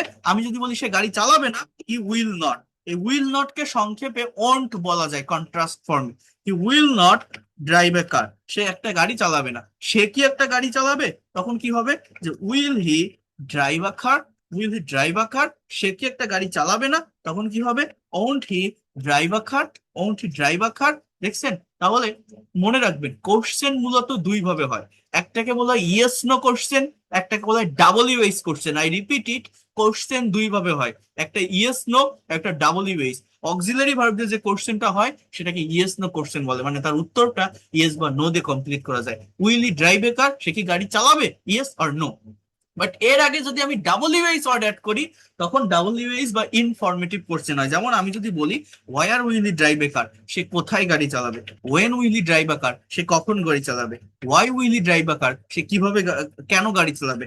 How will he drive a car, সে কিভাবে গাড়ি চালাবে। সো এইভাবেই কিন্তু কোশ্চেন গুলো তৈরি হয়, আপনাকে এটা করা শিখতে হবে। Won't he drive a car, so where won't he drive a car, সে কোথায় গাড়ি চালাবে না। Why won't he drive a car, সে কেন গাড়ি চালাবে না। How won't he drive a car, সে কিভাবে গাড়ি চালাবে না। When won't he drive a car, সে কখন গাড়ি চালাবে না। ডাবল ইউএস ওয়ার্ড যুক্ত নেগেটিভ ইন্ট্রোগেটিভ সেন্টেন্স এগুলো, সো এগুলো আপনাকে করা শিখতে হবে। হি ইজ ড্রাইভিং আ কার, তাহলে নেগেটিভ কি, হি ইজন্ট, অর্থাৎ is not driving, DRIVING, driving a car, সে গাড়ি চালাচ্ছে, সে গাড়ি চালাচ্ছে না। Is he driving a car, সে কি একটা গাড়ি চালাচ্ছে। Isn't he driving a car, সে কি একটা গাড়ি চালাচ্ছে না। তাহলে এই হচ্ছে চারটা sentence, isn't he driving a car. এবার দেখেন, আমি যদি বলি যে where is he driving a car, সে কোথায় গাড়ি চালাচ্ছে। When is he driving a car, সে কখন গাড়ি চালাচ্ছে। How is he driving a car, সে কিভাবে গাড়ি চালাচ্ছে। Why is he driving a car, সে কেন গাড়ি চালাচ্ছে। হোয়ার ইজন্ট হি ড্রাইভিং কার, সে কোথায় গাড়ি চালাচ্ছে না। How isn't he driving a car, সে কিভাবে গাড়ি চালাচ্ছে না। When isn't he driving a car. এইভাবে ভেঙে ভেঙে মানে একটা বাক্যকে কতভাবে ভাঙা যায়, এইভাবে প্র্যাকটিসটা করতে হবে, প্র্যাকটিসটা নিতে হবে। ঠিক আছে, প্রত্যেকটা সেন্টেন্স এই সেম ওয়েতে আপনারা করতে পারবেন। কিন্তু এই দুইটাই কি করবেন, প্রেজেন্ট এবং পাস্ট ইনডিফিনিট টেন্সে আপনাকে নেগেটিভ বা ইন্ট্রোগেটিভ করতে গেলে মেইন ভার্বের সাথে তো নট বসানো যায় না, এখানে বাইরে থেকে অক্সিলারি ভার্ব আপনাকে এক্সট্রা একটা নিয়ে আসতে হবে। সেটা কি, ডু ভার্বের ব্যবহার। প্রেজেন্ট টেন্সে ডু বা ডাস, পাস্ট টেন্সে ডিড বসে। মানে সাবজেক্ট ফার্স্ট বা সেকেন্ড পার্সন বা প্লুরাল সাবজেক্ট হলে ডু, আর থার্ড পার্সন সিঙ্গুলার নাম্বার হলে ডাজ। যেমন এইটা নেগেটিভ হচ্ছে হি ডাজেন্ট, হি ডাজেন্ট। আর ডাজ যখন আমি বসাবো তখন আর ড্রাইভস থাকবে না, ওইটা বেস ফর্মে চলে আসবে। He doesn't drive a car, সে গাড়ি চালায়, সে গাড়ি চালায় না। সে কি একটা গাড়ি চালায়, does he drive a car, সে কি গাড়ি চালায় না, তখন কি হবে doesn't he drive a car. সে কোথায় গাড়ি চালায়, where does he, where does he drive, drive a car. সে কখন গাড়ি চালায়, when does he drive a car. কি হবে, when does he drive a car, সে কিভাবে গাড়ি চালায়। How does he drive a car, সে কেন গাড়ি চালায়। Why does he drive a car. So এইভাবে কিন্তু কি হবে, যে কোনো সেন্টেন্সকে আপনি নেগেটিভ করতে পারবেন বা ইন্ট্রোগেটিভ করতে পারবেন। Where doesn't he drive a car, সে কেন গাড়ি চালায় না, কোথায় গাড়ি চালায় না, এইভাবে আপনারা বলতে পারবেন। তাহলে ডাজ কেন বসাচ্ছে, আমার নিয়ম কি বললাম বলেন তো, যে কোনো বাক্যকে নেগেটিভ বা ইন্ট্রোগেটিভ করার নিয়ম হচ্ছে সেই বাক্যের ভিতর যে হেল্পিং বা অক্সিলারি ভার্ব থাকে তার সাথে নট বসালে একটা বাক্য নেগেটিভ হয়। হেল্পিং বা অক্সিলারি ভার্ব সাবজেক্টের আগে ইন্ট্রোগেটিভ হয়। আমার 12টা টেন্সের ভিতর 10টাতেই মেইন সেন্টেন্সে অক্সিলারি ভার্ব থাকে, দুইটা টেন্সে থাকে না, প্রেজেন্ট আর পাস্ট সিম্পল টেন্সে। সেখানে আমার ডু ডাজ ডিড এর ব্যবহার করে নেগেটিভ বা ইন্ট্রোগেটিভ করতে হয়। মানে 10টা টেন্সে কি থাকে, বিল্ড ইন থাকে, তাই না। ওই যে মোবাইলে দেখবেন কিছু কিছু অ্যাপ ইনস্টল করা থাকে না অটোমেটিক, আবার কিছু অ্যাপ প্লে স্টোর থেকে ইনস্টল করতে হয়। তো এখানে বিষয়টা হচ্ছে তেমন। হি ড্রোভ এ কার, তাহলে সে একটা গাড়ি চালিয়েছিল, এটা নেগেটিভ হচ্ছে হি ডিডেন্ট, অর্থাৎ ডিড নট। এরপর ড্রাইভ আ কার, সে গাড়ি চালায়নি, অর্থাৎ আমার পাস্ট টেন্সে ডিডের ব্যবহার হবে, যে যে পার্সনই হোক, আর মেইন ভার্বটার পাস্ট ফর্মে থাকবে না, বেস ফর্মে চলে আসবে। বাংলাটা কিন্তু বুঝতে হবে। সে কি গাড়ি চালিয়েছিল, did he drive a car, did he drive a car, সে কি একটা গাড়ি চালিয়েছিল, সে কি গাড়ি চালায়নি, তখন কি হবে, didn't he drive a car, didn't he drive a car, সে কি গাড়ি চালায়নি। তাহলে সে কোথায় গাড়ি চালিয়েছিল, where did he drive a car, সে কখন গাড়ি চালিয়েছিল, when did he drive a car, সে কিভাবে গাড়ি চালিয়েছিল, how did he drive a car. হ্যাঁ, সে কেন গাড়ি চালিয়েছিল, why did he drive a car, সে কোথায় গাড়ি চালায়নি, where didn't he drive a কার। বোঝেন? আমি যদি বলি, তুমি কি গতকাল বাজারে গিয়েছিলে, did you go to the market yesterday. হ্যাঁ, এখন আমি যদি বলি যে হ্যাঁ আমি বাজারে গিয়েছিলাম, তখন কিন্তু মেইন ভার্বের পাস্ট ফর্ম মানে অ্যাফার্মেটিভ সেন্টেন্সে ভি টু বসাতে হয়। I went to the market, MARKET। কিন্তু আমি যদি বলি যে না আমি বাজারে যাইনি, তখন কিন্তু আবার I didn't go to the market. অর্থাৎ আমি যদি ডিডের ব্যবহার করি, মেইন ভার্বটা বেস ফর্মে চলে আসবে, সেটা নেগেটিভ হোক বা ইন্ট্রোগেটিভ সেন্টেন্স হোক। আর পাস্ট টেন্সের অ্যাফার্মেটিভ সেন্টেন্সে মূলত মেইন ভার্বের পাস্ট ফর্ম বা ভি টু বসে। তো এই ফাংশন গুলো আপনারা যদি এগুলো আরো ডিটেলসে জানতে চান, আমার রেগুলার ক্লাসগুলোতে থাকেন, ফ্রি ক্লাসগুলো করেন, আমি ধারাবাহিকভাবে বর্ণনা করবো। এগুলো একদিনে শেষ হওয়ার জিনিস না, একদিনে হয় না। তারপরেও আমি যতটুকু বুঝালাম বা যে কনসেপ্টটা দিলাম, আপনারা কি নিতে পারছেন বলেন? কোনো কিছু শিখতে পারতেছেন, নতুন কোনো কিছু মনে হচ্ছে যে না আমি যে এই যে রাত 12টা পর্যন্ত থাকতেছি, আমার সময়টা কাজে লাগতেছে, আমি বুঝতেছি, আমি নতুন কিছু শিখতেছি যেটা আমি আগে পাইনি, এরকম কি মনে হয়? কি মনে হয়?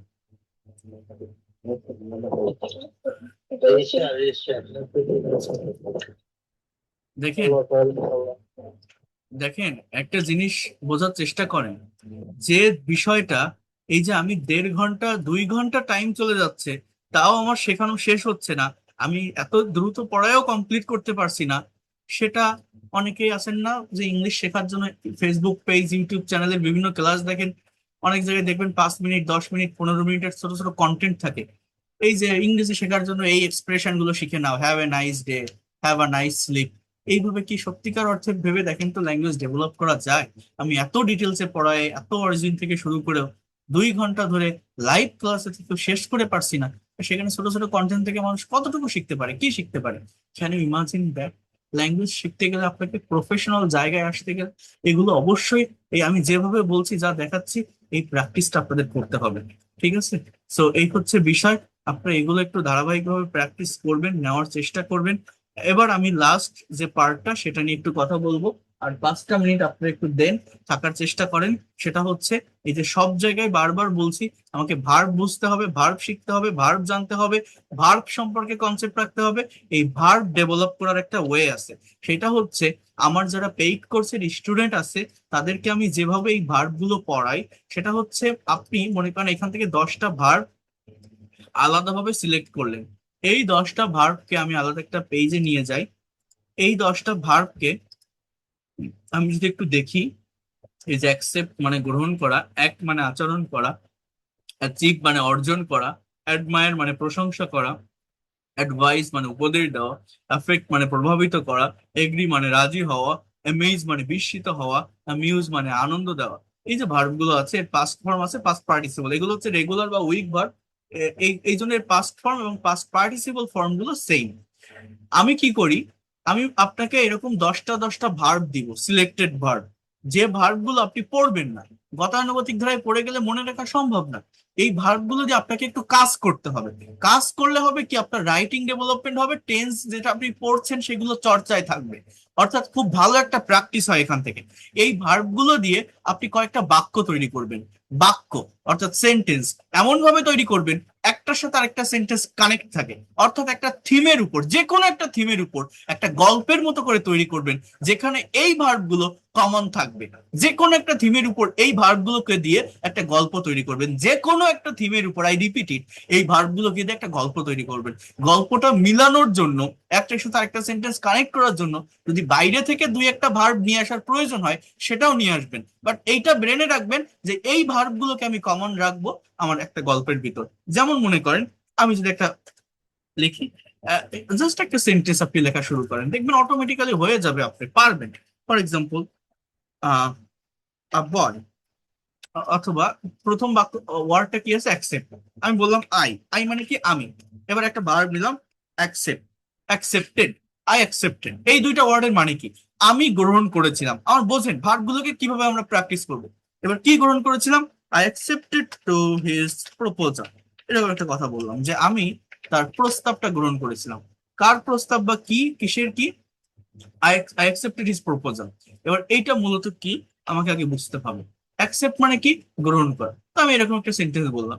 এখন আমি দেখি কোন একটা থিম আমি দাঁড় করাতে পারি কিনা। ফর এক্সাম্পল, মনে করেন আমি একটা মেয়ে হয়ে কথা বলছি এইভাবে যে আ বয়, একটা ছেলে, লাভস মি ভেরি মাচ, একটা ছেলে আমাকে খুব ভালোবাসে। এবার আমি বললাম যে হি প্রপোজড মি ইয়েস্টারডে, সে গতকাল আমাকে প্রপোজ করেছিল। তাহলে আ বয়, এটা এই বাক্যটা আমি একদম শুরুতে রাখি, এটা দিয়ে আমার একটা থিম তৈরি হয়ে গেল। A boy loves me very much, he propose to me হবে এখানে আমাকে, he propose to me yesterday, সে গতকাল আমাকে প্রপোজ করেছিল। এবার আমি এটাও লিখলাম যে আই অ্যাকসেপ্টেড হিজ প্রপোজাল, আমি তার প্রস্তাবটা গ্রহণ করেছিলাম, আমি তার প্রস্তাবটা গ্রহণ করেছিলাম। এইবার পরের ভার্বটা হচ্ছে দেখেন অ্যাক্ট, মানে আচরণ করা। তাহলে এটা আমি এভাবে বলতে পারি, হি অ্যাক্টেড। বাংলা অর্থ কি তাহলে, সে আচরণ করেছিল। এবার কেমন কি, সাবজেক্ট আর ভার্ব বসালে বাকি অংশ চলে আসে। He acted like a hero in front of me, সে আমার সামনে একটা নায়কের মতো আচরণ করেছিল। In the time of proposing, propose করার সময়। হ্যাঁ, সে আমার সামনে একটা হিরোর মতো, একটা নায়কের মতো আচরণ করেছিল। হ্যাঁ, করে না, হাঁটু গেড়ে বসে মনে করেন প্রপোজ করছে। অ্যাচিভ মানে অর্জন করা। এখন আমি যদি বলি, এইটা দিয়ে একটা সেন্টেন্স লিখি, he has achieved M B B sorry he has achieved MBBS degree recently. এটা প্রেজেন্ট পারফেক্ট টেন্স আমি লিখলাম যে সে রিসেন্টলি, সম্প্রতি এমবিবিএস ডিগ্রি অর্জন করেছে। তো অ্যাডমায়ার মানে প্রশংসা করা, অর্থাৎ সে একজন ডাক্তার হয়েছে নতুন। So for that reason,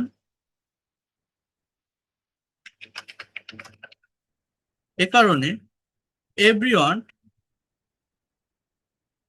admires হিম নাও, প্রত্যেকে তার প্রশংসা করে এখন। এই যে অ্যাডমায়ার মানে প্রশংসা করে, অ্যাডভাইস মানে উপদেশ দাও। এভরিওয়ান এটাকে একটা ইনডিফিনিট প্রোনাউন বলে, everyone, no one, someone, somebody. এগুলো যদি সাবজেক্টে থাকে, ভার্বের সাথে এস বা ইএস হয়, প্রেজেন্ট সিম্পল টেন্স থাকলে, মানে এগুলো সিঙ্গুলার সাবজেক্ট হিসেবে কাজ করে। এরপর কি আছে ভার্বটা, অ্যাডভাইস মানে উপদেশ দেওয়া। He also advises me about so many things, সে আমাকে অনেক বিষয় সম্পর্কে উপদেশ দেয়। সো দ্যাট, যাতে করে, আই ক্যান গেট, যেহেতু সে একজন ডাক্তার, সাকসেস ইন লাইফ, যাতে করে আমি জীবনে সফল হতে পারি। সো এইভাবে এফেক্ট মানে প্রভাবিত করা। তাহলে দিস থিংস, এই বিষয়গুলো, অ্যাফেক্ট মি আ লট, আমাকে অনেক প্রভাবিত করে। দেখেন কিভাবে আমি লিখতেছি, এগ্রি মানে রাজি হওয়া।